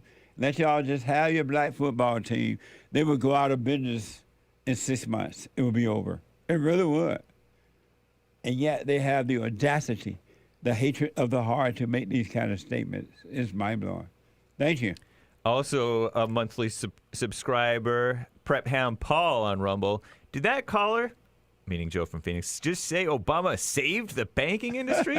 He needs to wake up and realize Obama bailed out the rich, his buddies, at the cost of the American taxpayer. Mind-blown emoji. You're absolutely right. Thank you. Amazing. Joel Friday said, it's a fact about the blacks. If they have their own team, they'll destroy it. If white left. Turn it into a ghetto? They'll turn it into a ghetto in 6 months. And so Joel Friday, he black, put me on the white team. I'm 30%. Amazing. Urinal Chills. Everybody want to be white. Except baby Jessica's daddy. Whatever happened to that Bo Bergdahl person that Obama brought home? The dude who went AWOL and joined ISIS back in the day? That's a good point. I haven't heard anything about him in a long time. And speaking of Obama weakened the military, remember? Remember when those little skinny African people were taking over the ships in the ocean? Yeah, the Somali pirates? Yeah. Crazy. I vaguely remember that. It's happening now again, and they have a black person in charge of the military. I rest my case. Terrible. Can you hold there? Yes. And we'll pick up, I will get you some calls. 888-7753. 888-77-Jesse. Let me go to Ja. I hope I'm saying that right. A first-time caller out of California. Ja, welcome to the show. You're on the air. Jesse. Hey, Ja. What's up, man? All is well, sir. Man, he black. He black. Oh, man. Man, I love listening to you, man. Every morning, man, for the past 3 years, man. You, everybody at the network's doing good work. I appreciate that. Thank you. Oh, yeah, for sure. Yeah, man, I just called in to let you know, listening to you, I turned from a beta to an alpha. Oh, amazing. You know what I'm saying? Yeah. Oh, yeah, man. Nice. Oh, yeah, man. Yeah. So about 2 months ago, I moved out of mama house. Right on. Yeah, man. So how old are you? She had it. I'm 29. Right on, man. Yeah, man. She was 34, and I moved into her house. She had a kid and all that, and I was with her for like a year and a half. and I've been listening to you for 3 years. So I'm the kind of guy, like, I think, I have to learn the hard way. So, yeah, man. So it was pretty, like, it was crazy because I seen, like, you kind of got me prepared for it. Like, I seen all the games. I seen all the tricks from, like, a mile away. And, yeah, man, it was a mess. Well, I'm like, glad that you finally moved out and now you're doing it yourself. Oh, yeah, man. God's good. And he, like, threw me alley-oop. Like, as I was moving out, I got my own place. I doubled my salary. Right on. And he just blessed me. So, yeah, man, like, thanks for, like, what you guys do over there, man. I just had to call in and, like, let you know that, man. Right on. Stay with it. Let me ask, at 19, why did you move in with a woman that old and that already had a child? What made you move in? Oh, no, I was 28, 27, bro. Oh, when you first moved in with her? Yeah, man, I'm 29. Oh, okay. Oh, amazing. Well, I'm glad you're doing it, man. And listen, stay with it, stay with it, stay with it. Work on you, and your life will become amazing. I'm telling you, the life that God has created for you already will become apparent to you, and it's just going to be amazing. It's going to get better for you. Oh, yeah, man. I can already tell, man. Right. I mean, he really, blessed me a lot, man. Right on. Right on. Like I said, he threw me alley-oop. Yeah. I'm in the best position of my life. So right on. Yeah, man. Y'all keep up the good work over there, man. And I'll call back and give you an update. Absolutely. Merry Christmas and an amazing call. Thank you. All right. Thanks. All right, buddy. See, you can wake up if you want to, folks. The way has been made already. You don't have to live in your hell. But I understand most people love their hell, and they're not going to want to overcome it. I totally understand it. But you don't have to love your misery. You can overcome it. You can be free from misery. You can be free from fear. You can be free from post-traumatic stress disorder, whatever they call it, because that's not really what it is. You can be free from loneliness, suicidal thoughts, emptiness, envy, jealousy, strife, revenge.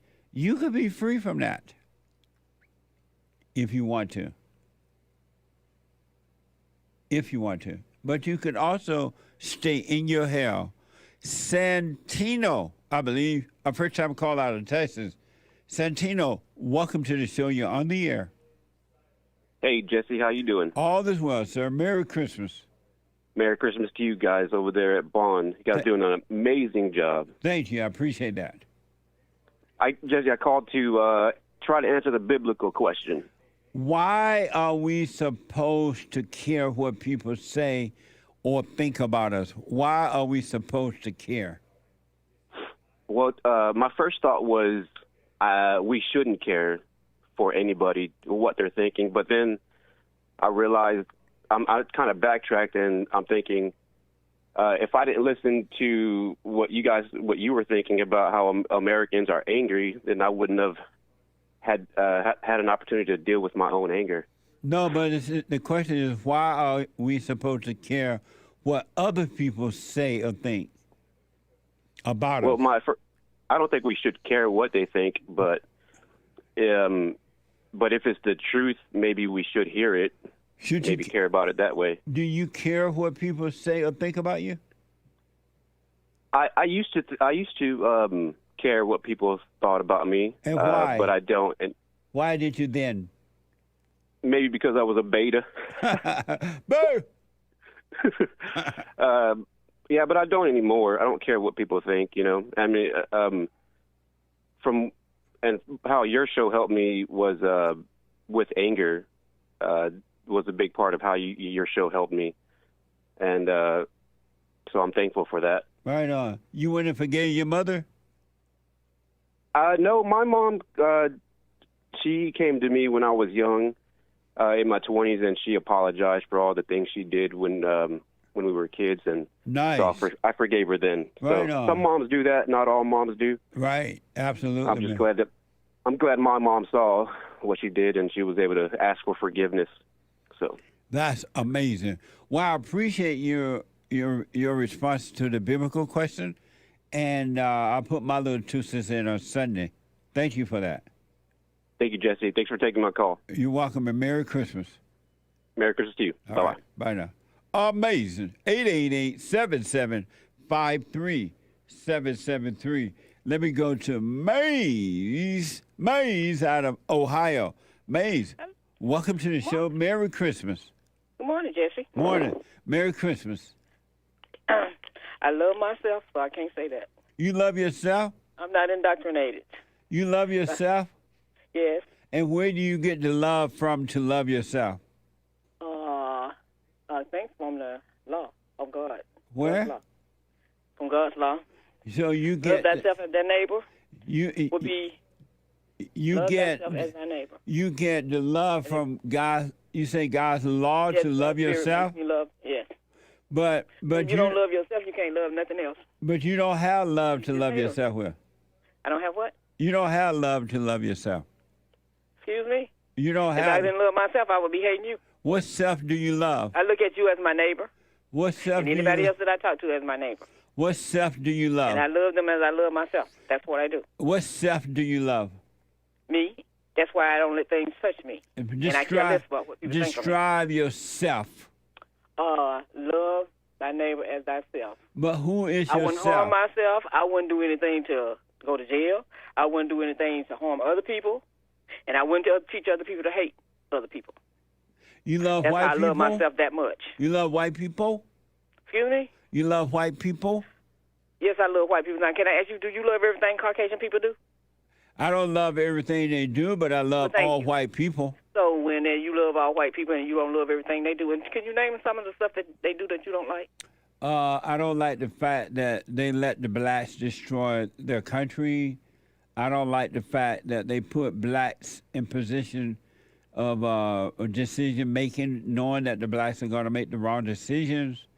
I don't like the fact that they won't tell the blacks the truth so that the blacks can start looking at themselves and overcoming. I don't like the fact that they let the blacks beat them up and break in their homes and carjack them and knock out games. I don't like the fact that the whites won't stand up for themselves in their own country. Oh, and then now can I give my opinion of what you just said? Yes. Back when you said the Democrats, y'all speak of the Democrats, so back in the day when you and the young lady left off talking about the men leaving the home, when black people were Republicans. May, hold on. Let me take. Can you hold? Let me take a break. Sure, I can. All right, hold on. 888-7753-773. One more hour to go. Merry Christmas. Hake is coming in with the hate news. Not the fake news, but the hate news. And I'll be back in a moment.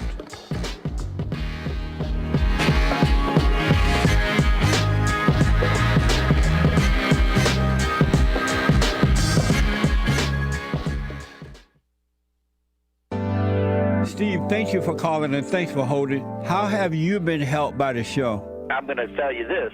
I believe you might go down in history as one of the greatest, if not the greatest, black man that ever lived on planet Earth, as far as I'm concerned. I don't know anybody before you that's been that great.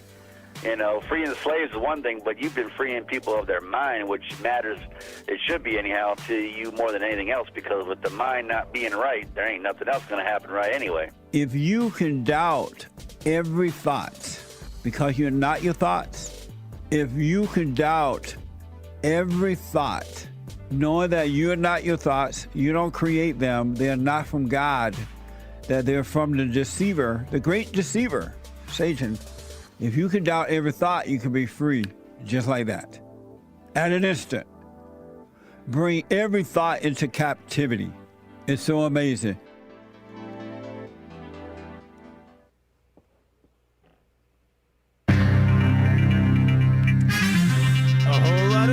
else going on in the world? This is the end of hour 2 already of the Jesse Lee Peterson Show, the final episode of the Jesse Lee Peterson Show for 2023. It is Friday, December 22nd in AD 2023. The lines are full, guys. JLP will be right back to your great calls and the rest of the super chats and more stuff. But first, Hake news, not fake news. The Fallen State is happening at noon Pacific time today. And then after that, American Anchor Baby. 4-ish, maybe a little bit earlier even, perhaps. But it could definitely live during the 4 o'clock hour. And, of course, Church with Jesse Lee Peterson. And shout out to the ladies for an excellent women's forum. I can fairly assume the last women's forum of the year was last night, third Thursday of the month. First Thursday is men's forum, happening probably in the new year. Nice. Starbucks attracting trashy libs, Commie Nonsense Network. CNN reports on a quote, many of our stores have experienced incidents of vandalism. And that's Starbucks CEO Laxman Narasimhan saying that he wants people to stop protesting its stores over the Hamas-Israel war, or Israel-Palestine war. Some of the recent demonstrations began at the coffee chain after the coffee chain tried to distance themselves from pro-Palestine positions taken by Starbucks Workers United, a union for evil Starbucks workers. And Vin Diesel, don't work with the females. CNN and The Skim report on Vin Diesel yesterday. A former assistant to the Fast and Furious star sued him. Vin Diesel, accusing Vin Diesel of S-wordal battery, gender-based discrimination, intentional infliction of emotional distress. Only a woman can do this, right? Can sue him for this stuff, right? No man would sue him for this. And creating a hostile work environment. Asta Jonasson, it's just like a Swedish and Danish name, said Diesel's company, One Race, hired her in 2010 during the filming of Fast 5. She alleges that one night she was asked to wait, blah, blah, blah, blah, blah. I'm going to skip that part. And blah, blah, blah, blah, blah. And One Race's president allegedly called Jonasson and fired her after less than 2 weeks on the job. She has these sour grapes to this day. 13 years later. The lawsuit also accuses another One Race supervisor of inappropriate behavior towards Jonasson. Oh, my goodness. I'm laughing, but it's evil. Vin Diesel, to his credit, has not commented. Maybe he should keep it that way. A BLM martyr. CNN, the far-left females of the Skim report. People remembering Manuel Ellis. Yesterday, a jury acquitted 3 Washington state police officers of all charges in Manuel Ellis's death. A false BLM martyr, probably, I guess. Never heard of him. The 33-year-old black man died March 3rd, 2020 in Tacoma, nearly 3 months before Georgia Florida's supposed murder. That wasn't a murder. After police beat, tasered, and put him in a chokehold. Sounds like he was being squirrely.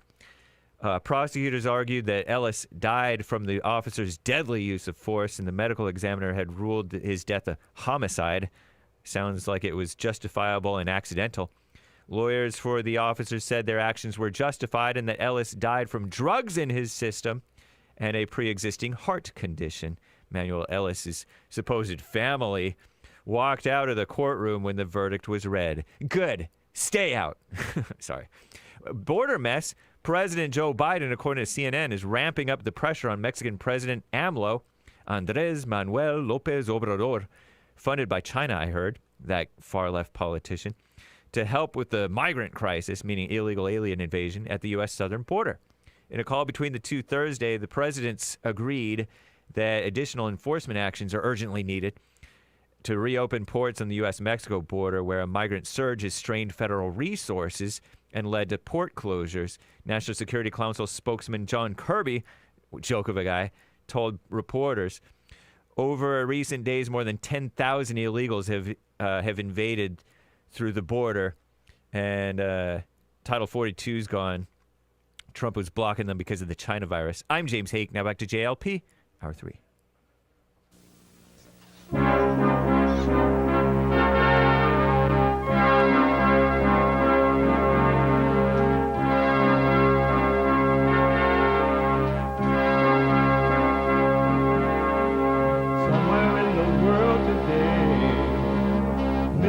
have to stand up strong, face the truth about themselves, to understand what went wrong. I know we can find a way.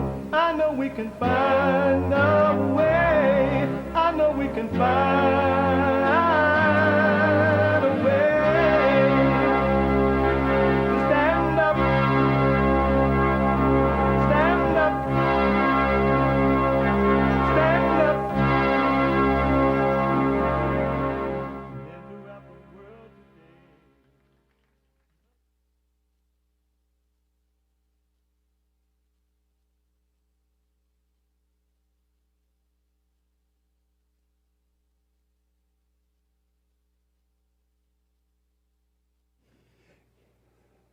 Uniting the races with truth instead of dividing them with lies.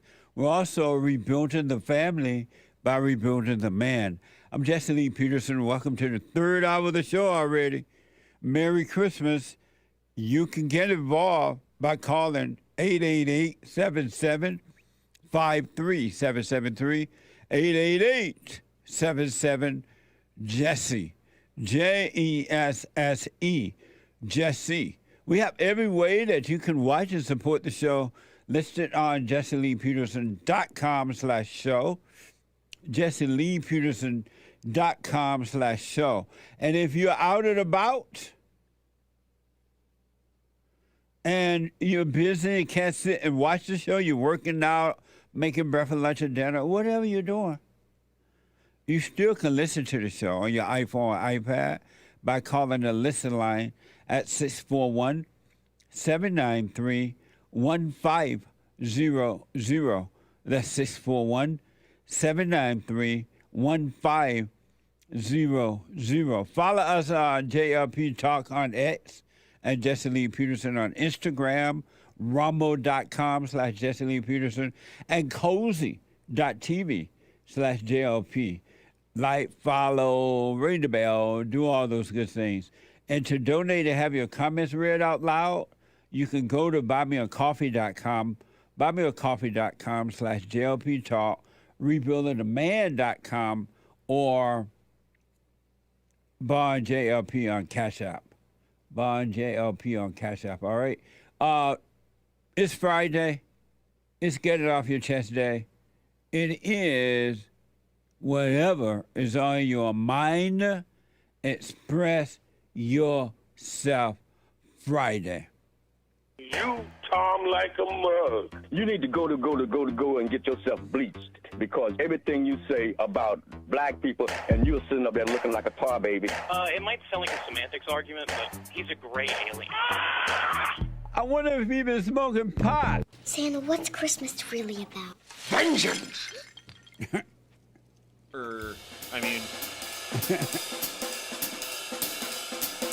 As soon as I get back in the Oval Office, I'll also immediately end the war on Christians. They are going after Christians in America. Who's can believe all this stuff? Isn't there anyone who knows what Christmas is all about? Sure, Charlie Brown. I can tell you what Christmas is all about.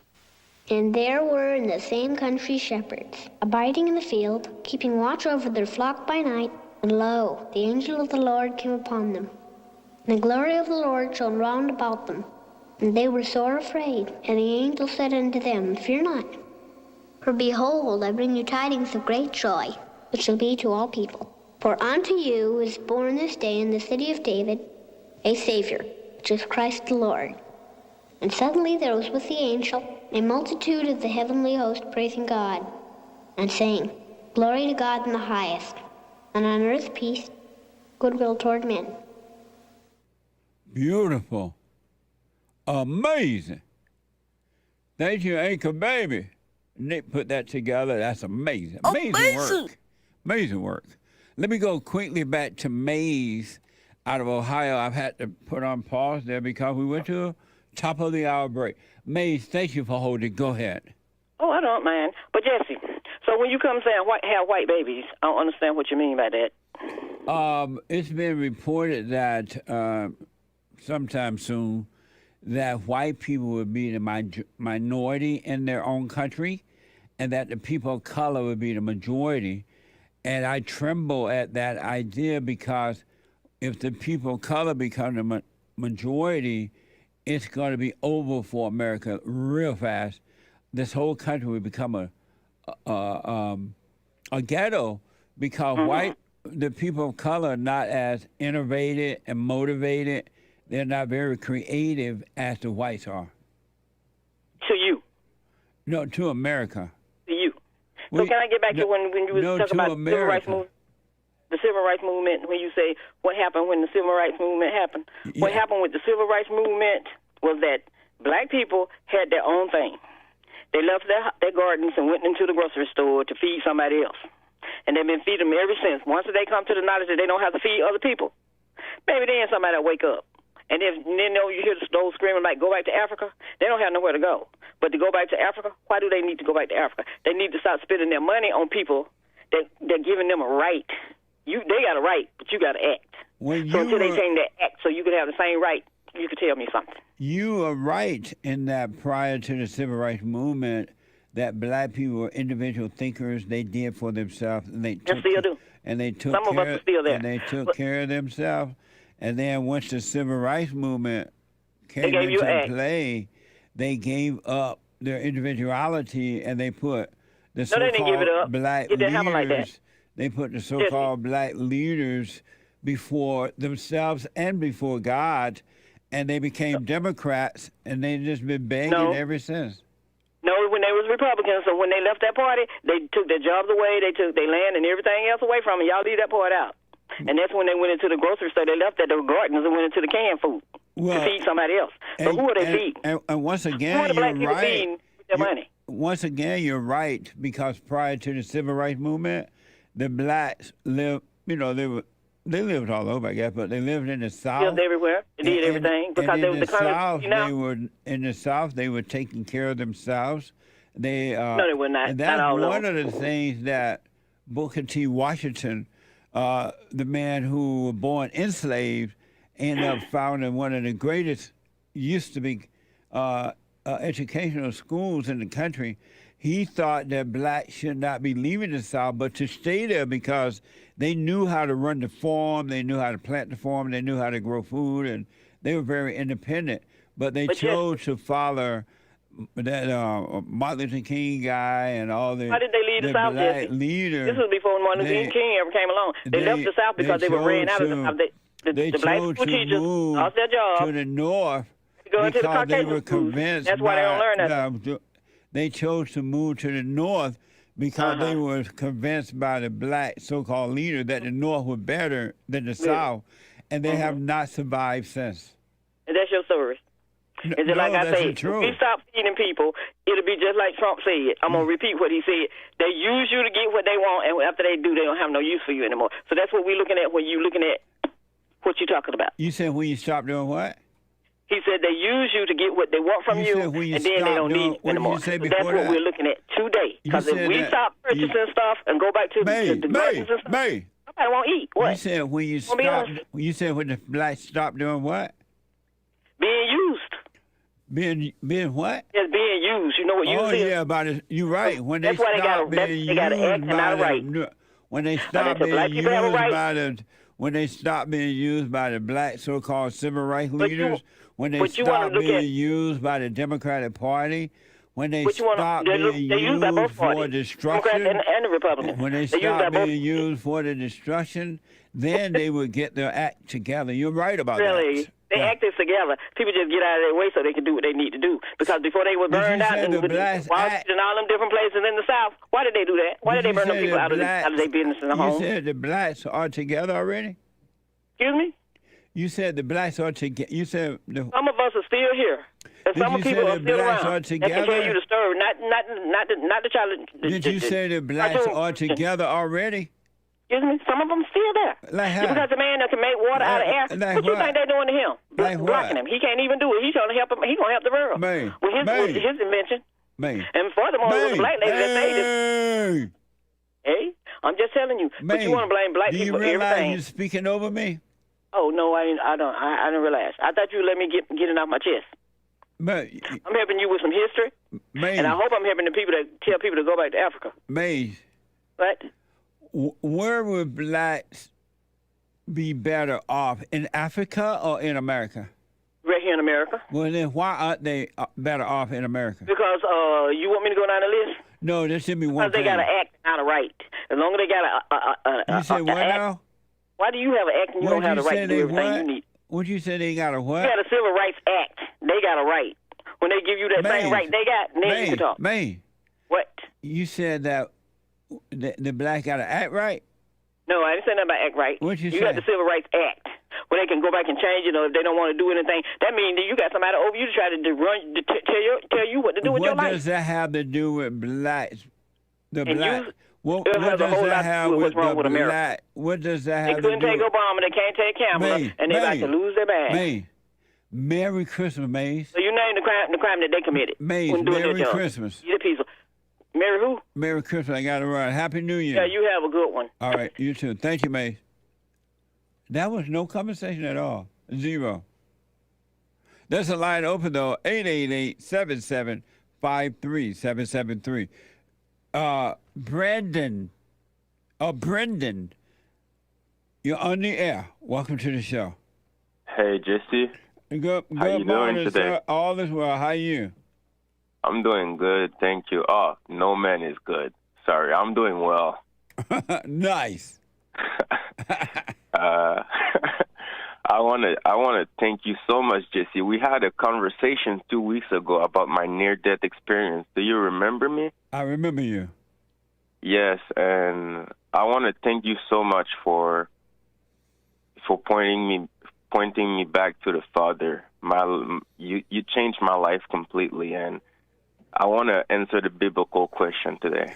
Why are we supposed to care what people say or think about us? Today I understand now that we're not supposed to, but back then when I used to think that I cared about what people think or say about me, I remember being a child, I didn't really care about that stuff, but my father did a lot because of his own mother. Yeah. And he used to he taught me like to care about what people think about me or say about me. Like, he was really like superficial on that. Like, oh, you need to dress well because I don't want people to think that, or you need to do that because I don't want people to think that about you, or because I think his own mother traumatized him younger with that. And she's still doing that today. Amazing. Like, he's a grown man now. Yeah. And sometimes she goes to see my father. Oh, and I got to tell you, I forgive my grandmother, too, for doing that, for imposing her will on me, because she the same thing she did to my father, and she's still doing it to this day, she tried to do it to me, too. And when I forgave her for doing that to me, she went crazy, really. I swear, Jesse, she's like the master of craziness. Like, I thought my mother was something. Yeah. That woman, Jesse, she's like worse than my own mother. And I understand now what my dad had to go through. And I'm not kidding, okay, for like 2 weeks, every time she would see me, she would like say something like, oh, Brendan, do you want me to do that for you? Or is that imposing my will on you? I'm like, what? What? No. I swear she did that for like a month. And then I realized that after that, I saw a fake power in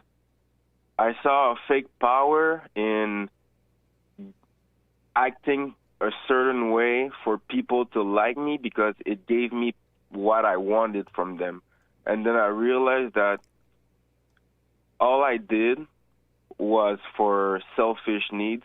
And when I saw that it was working, I just kept on doing it and manipulating people to like me so I could get what I wanted from them. That's amazing. And now I realize that now that I don't want anything from anyone, now that I'm going back to the Father, Jesse, yes, I realize that I don't care and I don't want anything from anyone. So now I don't like play that game no more because I don't see the need to. I just tell them the truth, and whether they like it or not, I don't care because I don't want anything from them. But that was a big revelation for me when I was doing the silent prayer. I saw that everything I did was only for myself, and then it changed. That's amazing, man. That is deep. I know. That is, wow. Brendan, stay with it, stay with it, stay with it. It can only and will only become clearer and better, man. It's just going to be amazing. And you're going to find yourself just living your life. It's just, and life will just be happening through you on its own, and it's going to be amazing. Stay with it, man. That's amazing. Yeah. Can I ask you a question? When you were like growing as well, you know, maybe younger, when you first realized that you were angry at your mother and your father, were you able to see, like, you know, you say, because you said something that is so true when you said we already know the truth. Yeah. The truth is already in us. Yes.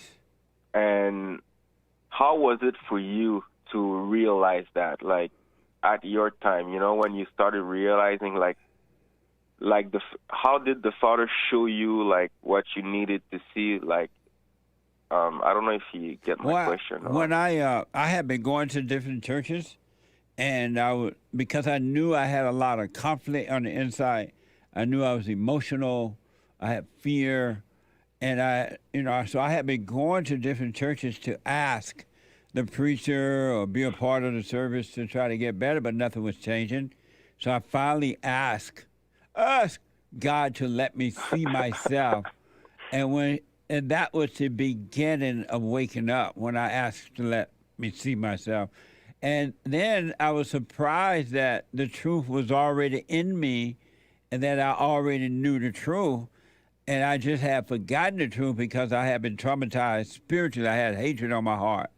And so I didn't realize until the anger of our heart was taken away from me that I already knew the truth. And so I just been, thank God, growing ever since then. But why is it that people today don't trust the fact that the truth is already in them? Why do they make the Bible their God or anything? Because they love their misery, and they live from the outside and not within, and they love living in that hell. So that's why you have to wish them well, but let them stay in their hell. Even God will let them stay in their misery until they are ready to overcome it, and if they're ready to overcome. So most people love misery, and they love trying to impose misery on others because it gives them a false sense. It gives them a thrill. It gives them a false sense of life. Wow. So the best way is really to let them suffer. Let them suffer. It's okay, you can stay in your hell, and don't try to convince them. Don't impose on them. Don't be angry at them. Don't argue with them. Just let them live in their hell. That's what God does. He doesn't fight them on it at all. He let them stay there. Brandon, thank you, man, and Merry Christmas. Stay with it. Stay with it. Stay with it. And that was funny. That was funny what you said about your grandmother. That is amazing.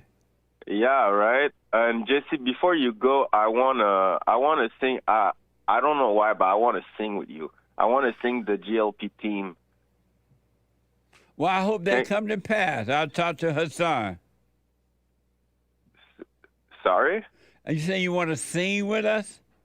No, but I want to sing with you right now. Okay, do you want to sing with me right now? Not right now, but I will. Okay, perfect. That's fine. That's a rendezvous. Okay, it's all good, buddy. Okay, Merry Christmas to everyone. And good job, Hake, with the Hake Report. He's doing a really great job at it. Thank you. Appreciate it. The real news, not the fake news. Sweet. That's right. Thank you, buddy. Merry Christmas, guys. Merry Christmas. Amazing. Nick, can you get all the experts in? I have a question. In the meantime, let's do Super Chat.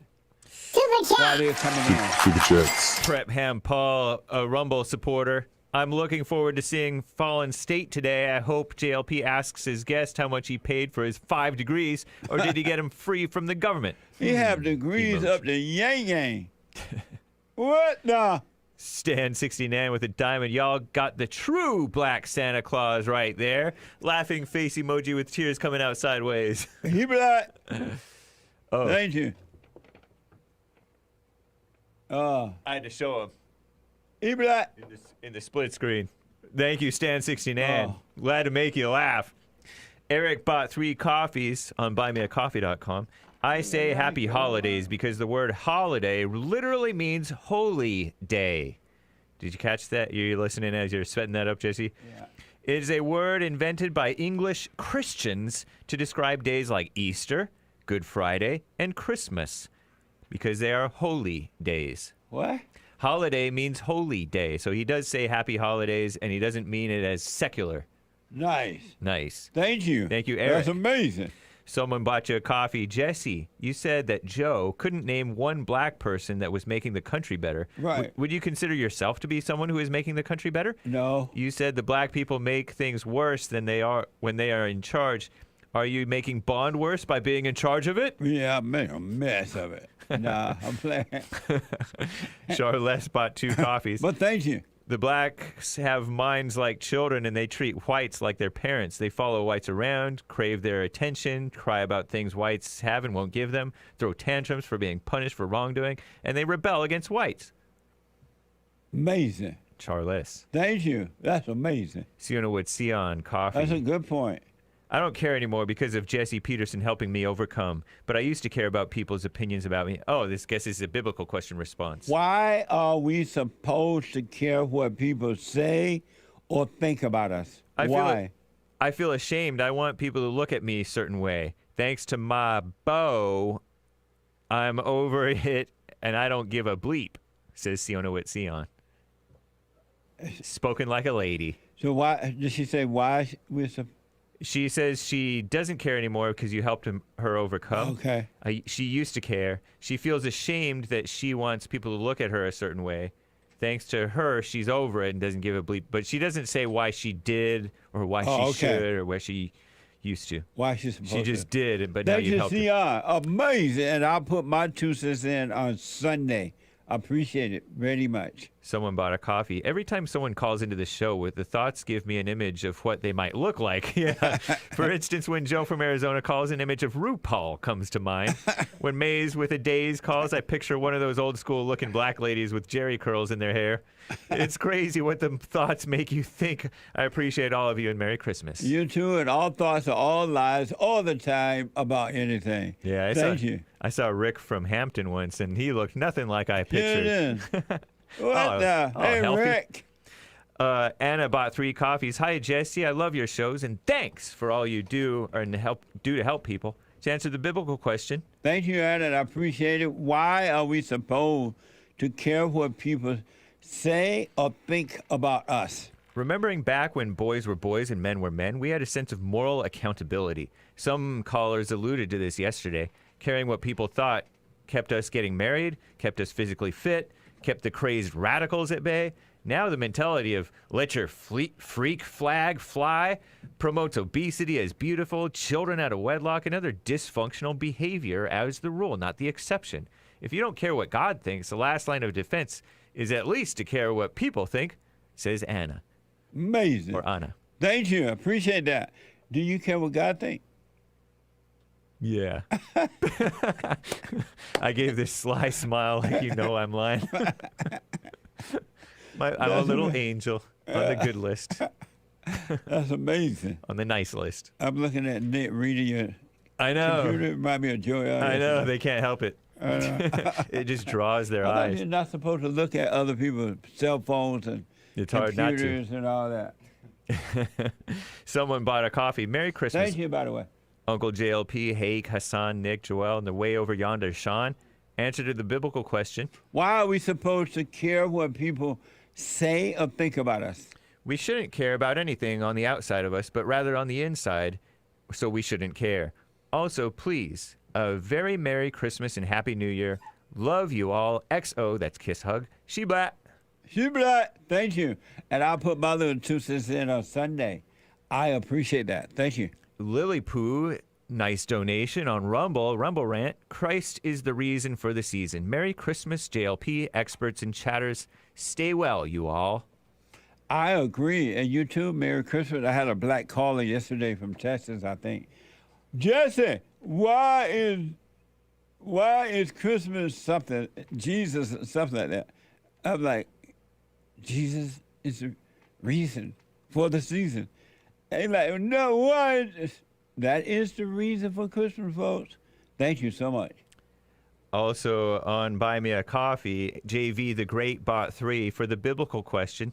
Why are we supposed to care what people say or think about us? You should not care what others think. If our own thoughts are lies and evil, why should we care about someone else's made-up thoughts about us?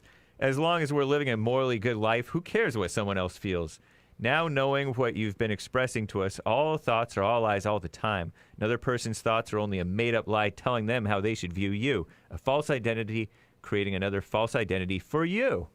All thoughts are all lies all the time about anything. Thank you. Greg Smith 65, nice donation on Rumble Rant. Thank you. Look up Caucasian people and Fibonacci golden ratio. Then people will understand why black women are so angry and why a white slave was worth 2 black slaves in the Arab world. White privilege. Amazing. Thank you. Coffee Talk with Sandra gave a diamond. Merriest of Christmases. Grateful for you all. Back at you. Thank you. Chalice on Cash App gave a couple of thanks. Jalen as well did too.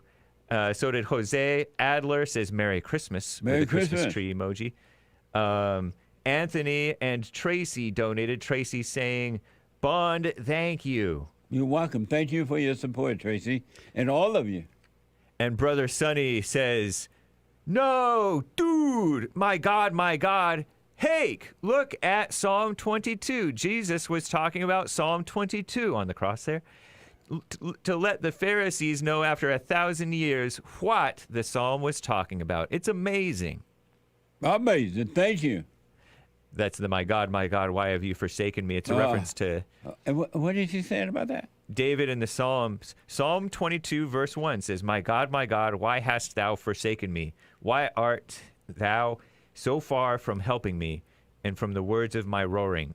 O my God, I cry in the daytime, but thou hearest not. And then in the night season, and am not silent. But thou art holy, O thou that inhabitest the praises of Israel. And it continues on and on. Oh, thank you. Amazing. Merry Christmas. But that's exactly what you said. I know. He was separated from the Father. He was separated from...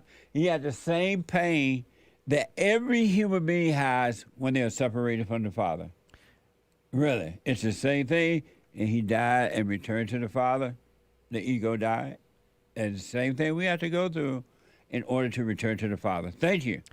It also says, all they that see me laugh at me to scorn. They shoot at the lips. They shake their head, saying he trusted on the Lord that he would deliver him. Let him deliver him, seeing that he delighted in him.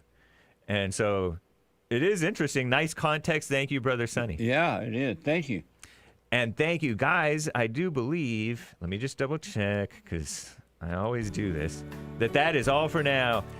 Amazing. Thank you all so much. When I come, is that a break song? I gotta take a quick break. When I come back, it's Christmas, so we're gonna be taking as many calls as possible, and your super chats, and my experts, and the treasure chest is now open on D Live. Back in a moment.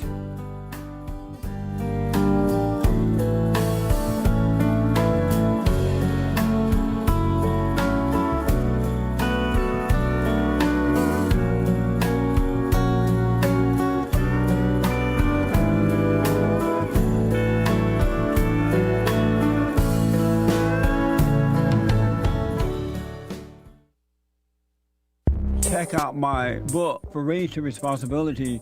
I show you how I was able to overcome anger.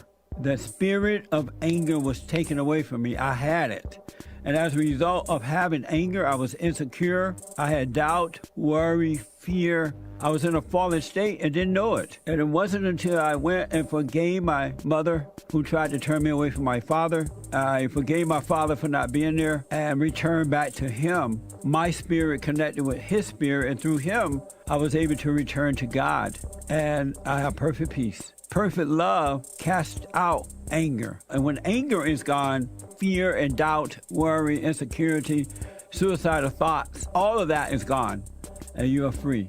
Amazon.com, Barnes & Noble, or if you want an autographed copy, you can go to my website at rebuildingtheman.com or call 800-411-BOND.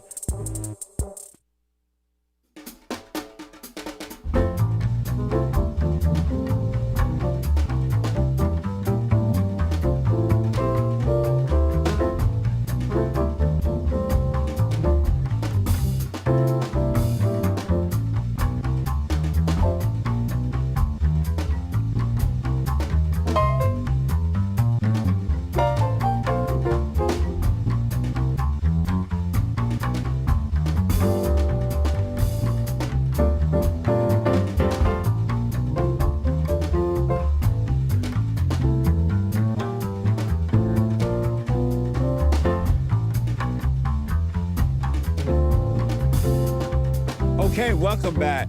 Quick announcement. Number one, the Hake Report is coming up at the top of this hour, right after my show, from 9 to 11 a.m. Pacific time.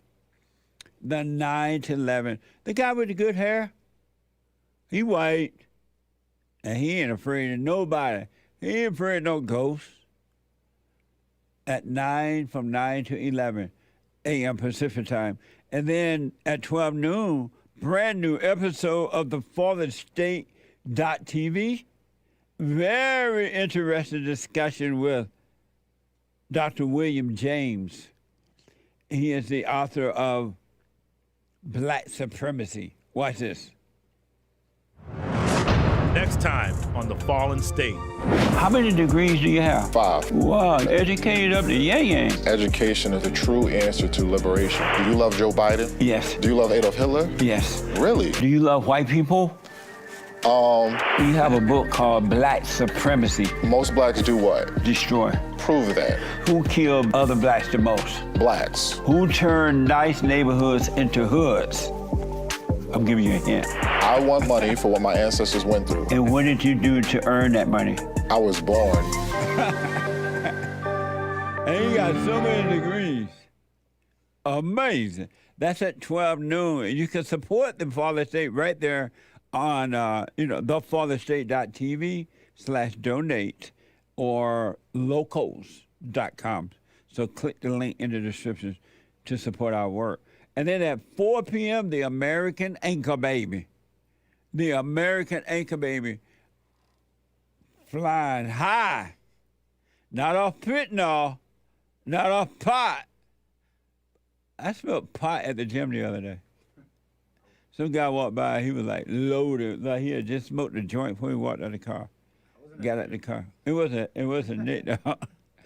But he's at 4 p.m. Pacific time, the Anchor Baby, giving back to America. And then check out Joel Friday TV. Can I just jump in real quick? Yes. Just hit that notification bell for my channel, because I might go live a little bit earlier too, but definitely nice. Might as well, it's Christmas. Mm-hmm. It's Christmas time in the city. Ring-a-ding, ding-a-ling. It's Christmas time in the city. Podcast, Joel Friday TV. You black. Every Tuesday. So you can podcast if you didn't catch them last Tuesday. All right? And the American Anchor Baby is at 4 p.m. Pacific time. He may go earlier today, so make sure you check out the notification. Rick and James moved left a bit. Who is Rick and James? Nick. Oh, Nick. Oh, good, he says. And don't forget to enter your donation. Donate to my nonprofit, Bond. For 30-something years, we've been rebuilding the family by rebuilding the man. So give back so we can continue to help others and it's a tax write-off, so you're going to get it back, I guess. And thank you all in advance for your support. My experts are here before I go back to the callers. Nick, the Acre baby, and that opening that we had with the Get It Off Your Chest Day, it was done by him. It was amazing. Thank you.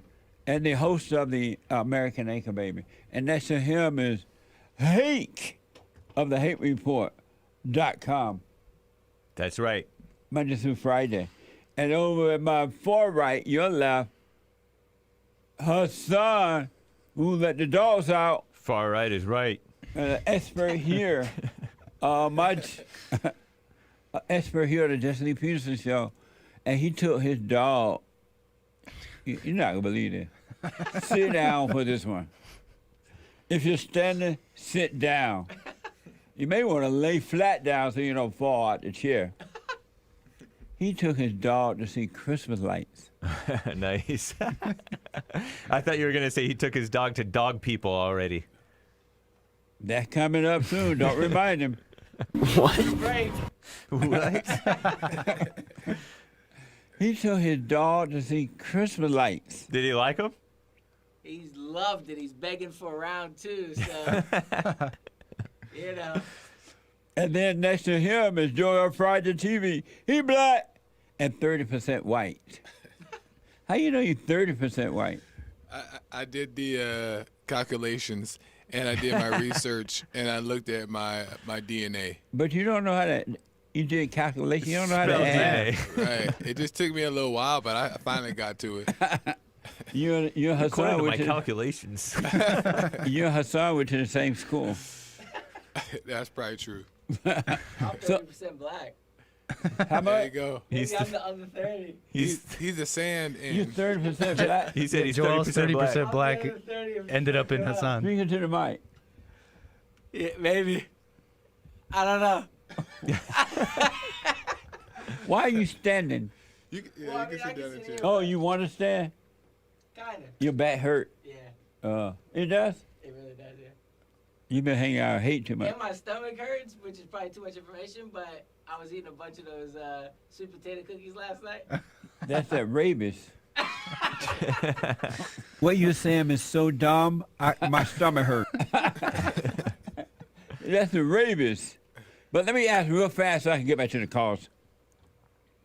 You remember when Jesus was born, he was born in a manger? Oh, I remember that. And there were 3 angels that went to visit him. What were the gifts they brought? Don't tell me. Frankincense and myrrh and gold. Amazing. Yeah, let's go. Nice. Wow. He said it. He said it out of order. I did. It's gold, frankincense, and myrrh. Why did I know order? I didn't know there was an order. The fact that he even got it. I know. It's mind blowing. Why are you so surprised? I'm a Christian. James. I'm joking. I am not joking. I had forgotten about that. I was watching Jesse Waters' show last night, and they do this man on the street thing, and that guy was asked, and they asked him, and nobody, except for one person, couldn't say what it was. Hassan, where was Jesus born? He was born in Bethlehem. Where? Bethlehem? Where? Bethlehem. Bethlehem. Bethlehem. Oh. Is that true, Joel? Yes, I agree. Okay. Is that true, Jay? Yes. How many brothers and sisters did Jesus have? He had brothers and sisters? I know at least, I'm going to say at least 2 brothers. James. What? He had 2 brothers? Yeah. What was their name, Joel? James. Wow. Joseph. No, you telling him? He's asking. Autistic. He's autistic. Put him on ADHD. He got medication. Put me in, coach. What was their name, Joel? Juju and JoJo. What? He had the first letters right. Oh, I don't. Oh, maybe James and Joseph or Jacob or Johnny or Johnny. Johnny. Johnny in the Biblical Bible. name. One last question, then I gotta go. What was the second city Jesus visited once he left home?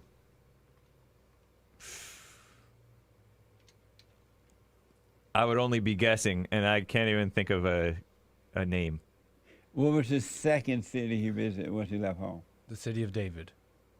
What was the second? I guessed. Gaza.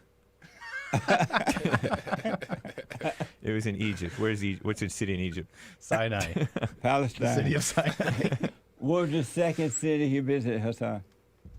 Did you first? I'm thinking. Okay. Hassan is thinking. Nazareth. Oh. That's got to be it. That's it. He's looking it up on Google. No, he's not. I'm just He's taking not. notes on the Oh. show. Yeah. Oh, okay. What do you say, Hassan? I think that's it. Why? Well, wait, maybe he was born in Nazareth. Oh, crud. Bethlehem. I don't know. You think he was born in Nazareth? Well, I don't know. Jesus of Nazareth. Jesus of Nazareth? He's not Jesus of Bethlehem. I know. But maybe He he had to went leave to 'cause they were Bethlehem. He gonna moved, yeah. So he kill all was the babies. born in Bethlehem, like gonna Nick was kill all the born in boys. Canada, and then he moved to Nazareth So he's an and were anchor baby. raised in Nazareth. One Anchor baby last, from So he's an Nazareth. anchor baby. one last quick question. What color was Jesus, Joel? Oh, magenta. No, olive. I don't know what color he was. I don't know. What color was Jesus, Hassan? I mean, I want to say no color, but he was. Yeah, I mean, for the sake of being, yeah, he's like a nice little Mediterranean olive. What color was Jesus? For most people, he's the color of your race, whatever race you are. But every race, and I don't really see whites claiming this too much, but every race claims Jesus is their color. Because white people already know that he was white. I already know that Jesus is white as snow. What color was Jesus? Inside. He was the spotless white Lamb of God. And the very last question about him. Did he have good hair or bad hair?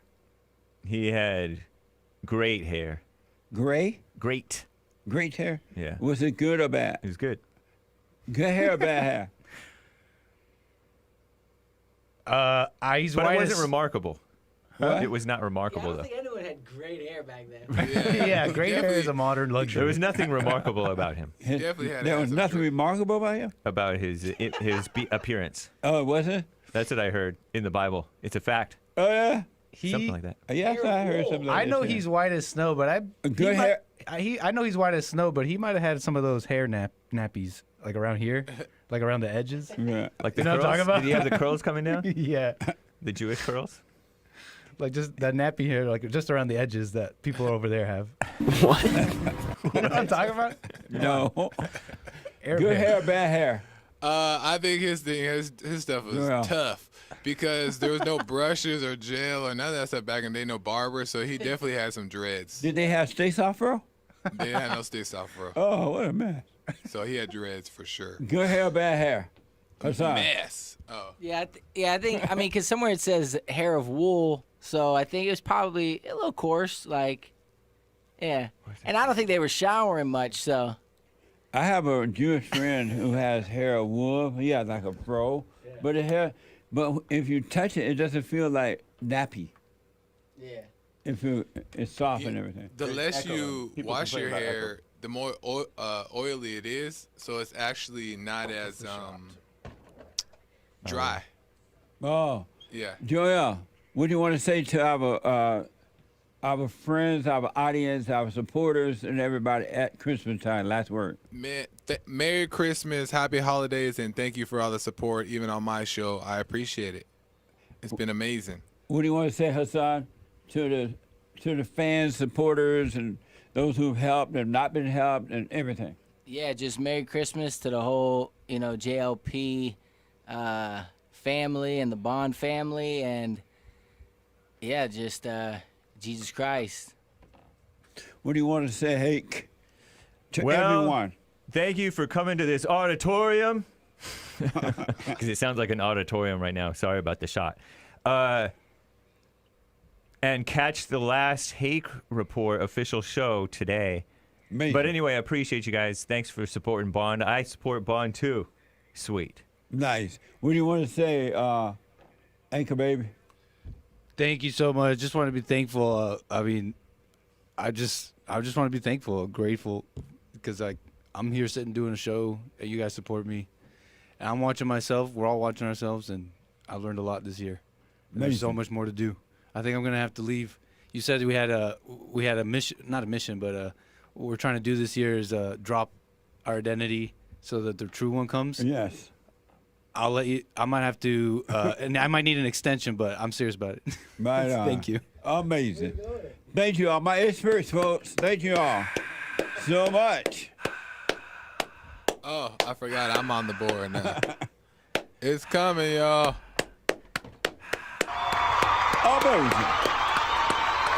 My experts. Let me go quickly to Michelle, a first-time call out of Detroit.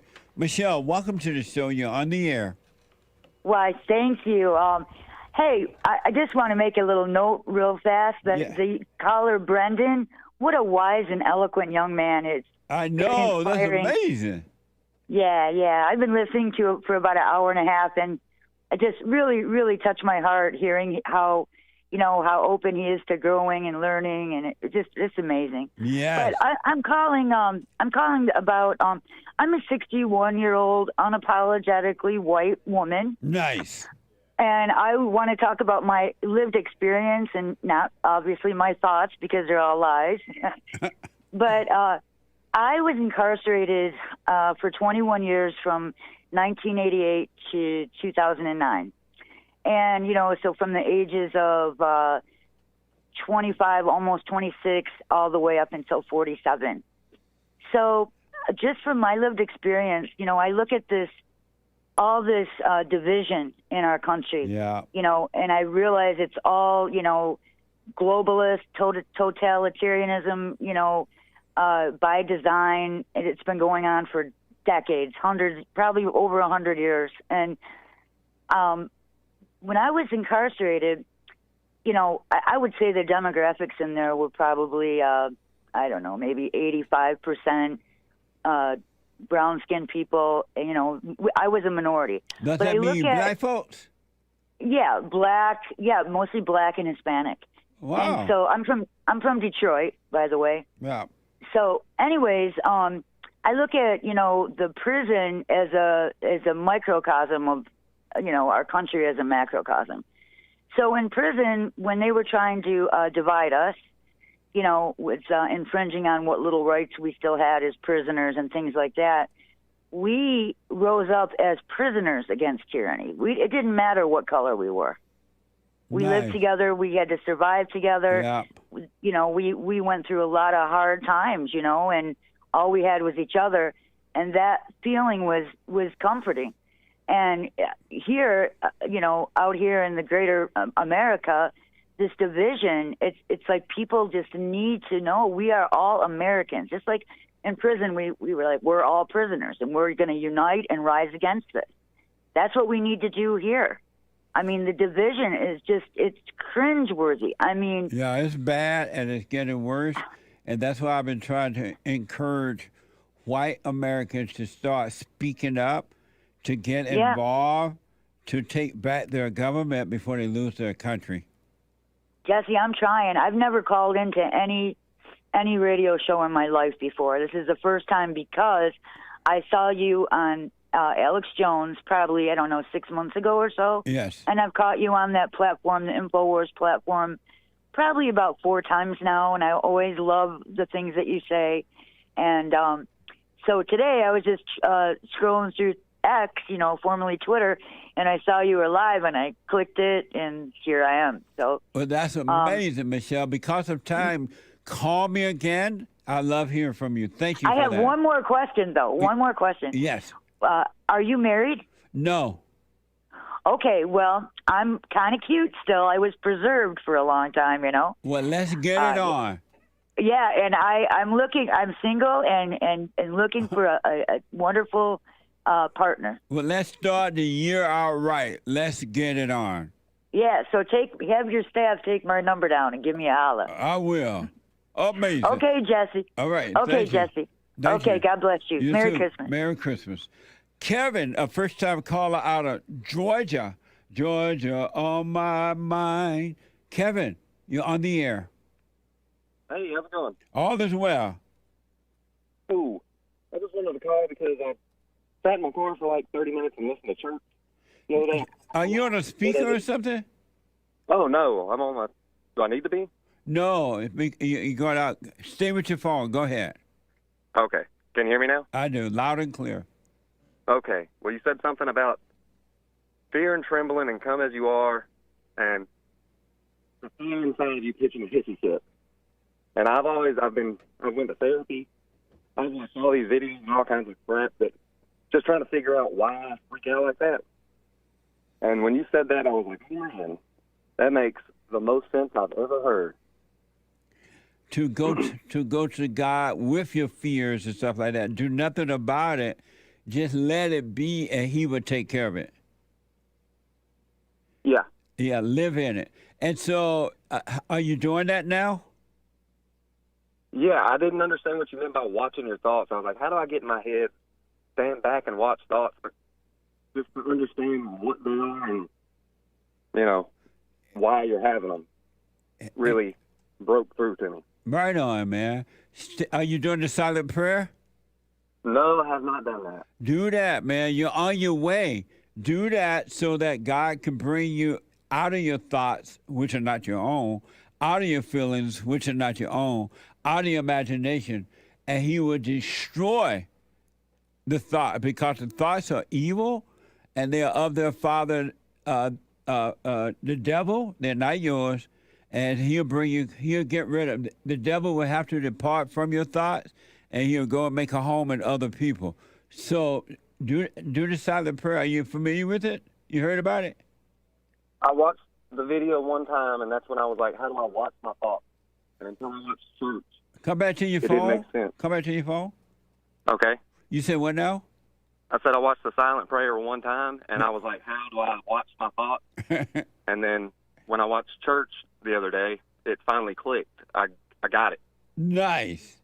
Well, do the silent prayer now that you got it. And I'm telling you, you will become one and not divided. You will have you will develop He will clear your mind. You will have peace on earth. It will be amazing. Yes, sir. I started watching you because I thought you were hilarious. And then, you just make so much sense. It's crazy. Well, stay with it, man. I appreciate that. And stay with it. And call me again because of time here. Call me again, all right? Yes, sir. Merry Christmas. Merry Christmas to you, Kevin. I appreciate it. Amazing. Super chat. Super chat. Super chats. Someone bought you 3 coffees saying, continue to do the good work. Thank you. Thank you for your support, too. Declined. Nice play on words. Bought 3 coffees. Judge Joe Brown said that Kamala isn't even black. Her dad is Indian from India. Right. I heard that before. Or her mother, because I think her dad's Jamaican, I think. Yeah, one of them are Indian. Yeah. One of her parents, according to reports. Yeah, he was mad because she said, she said that thing about pot. Mm-hmm. And he's like, she's giving Jamaicans a bad name. We're not all about pot. Oh, yeah, I remember that. Amazing. Thank you. We need more mixed babies? Asks Urinal Chills in response to that last comment. Pure white babies. Pure white babies. White. Majority white, so we can save America. Thank you. We need white babies. Shout out to the top contributors on D-Live WD41, Evgeny Crosby, Misty, Games for Rec, Kid Combo 1.0, and Coffee Talk with Sandra. Thanks for the support. Thank you all all. The D-Livers. Absolutely. And that's all for now. Thank you very much. Let me just say real fast to the women that was at the meeting last night, the women's forum last night. The ladies, stay with it. Stay with it, ladies.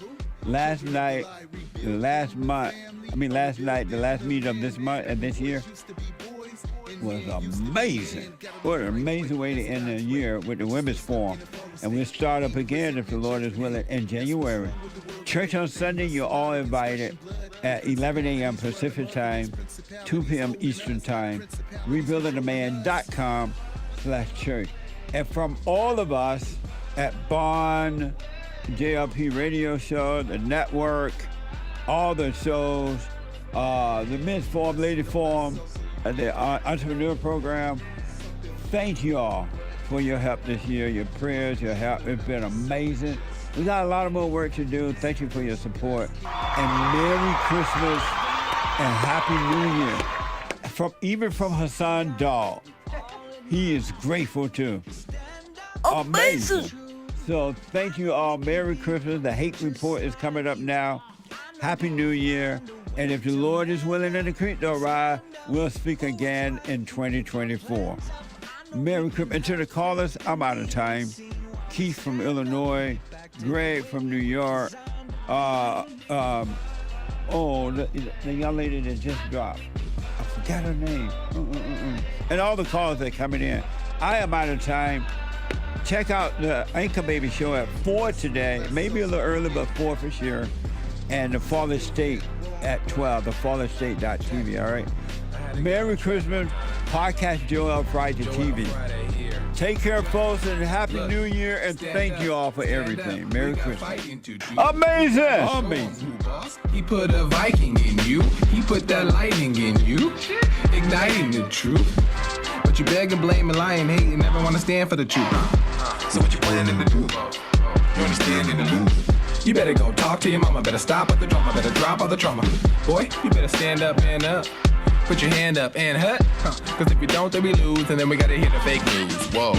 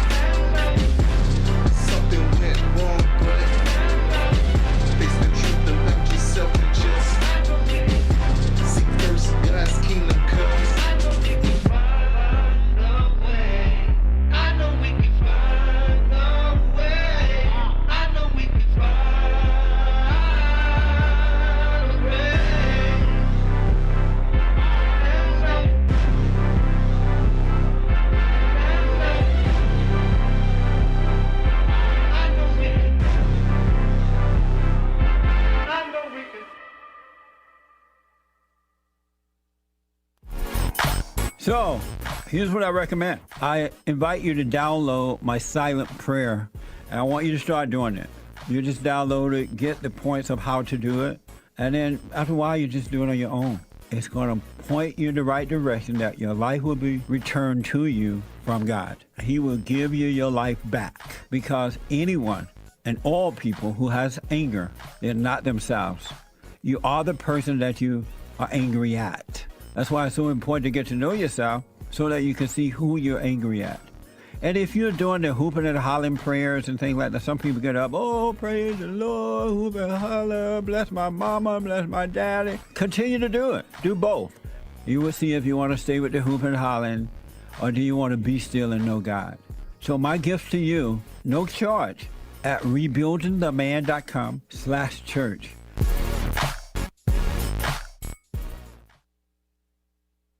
So I asked the question, are you better than a child molester? I've discovered over the 30 years of counseling, the one thing that's missing,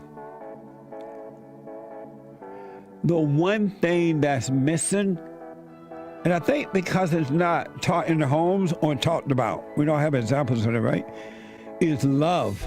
Our theme this year is to bring back Christianity, to love God with all our heart, soul, and might, our neighbor as ourselves, and to endure. And there, when you're in a fallen state, people will judge the molester but think they're better than the molester. And I ask, well, why do you think you're better? When I realized it doesn't matter what you think about yourself, or how much you have or don't have, or how you accomplish things in life or don't. If you have no love, you have nothing.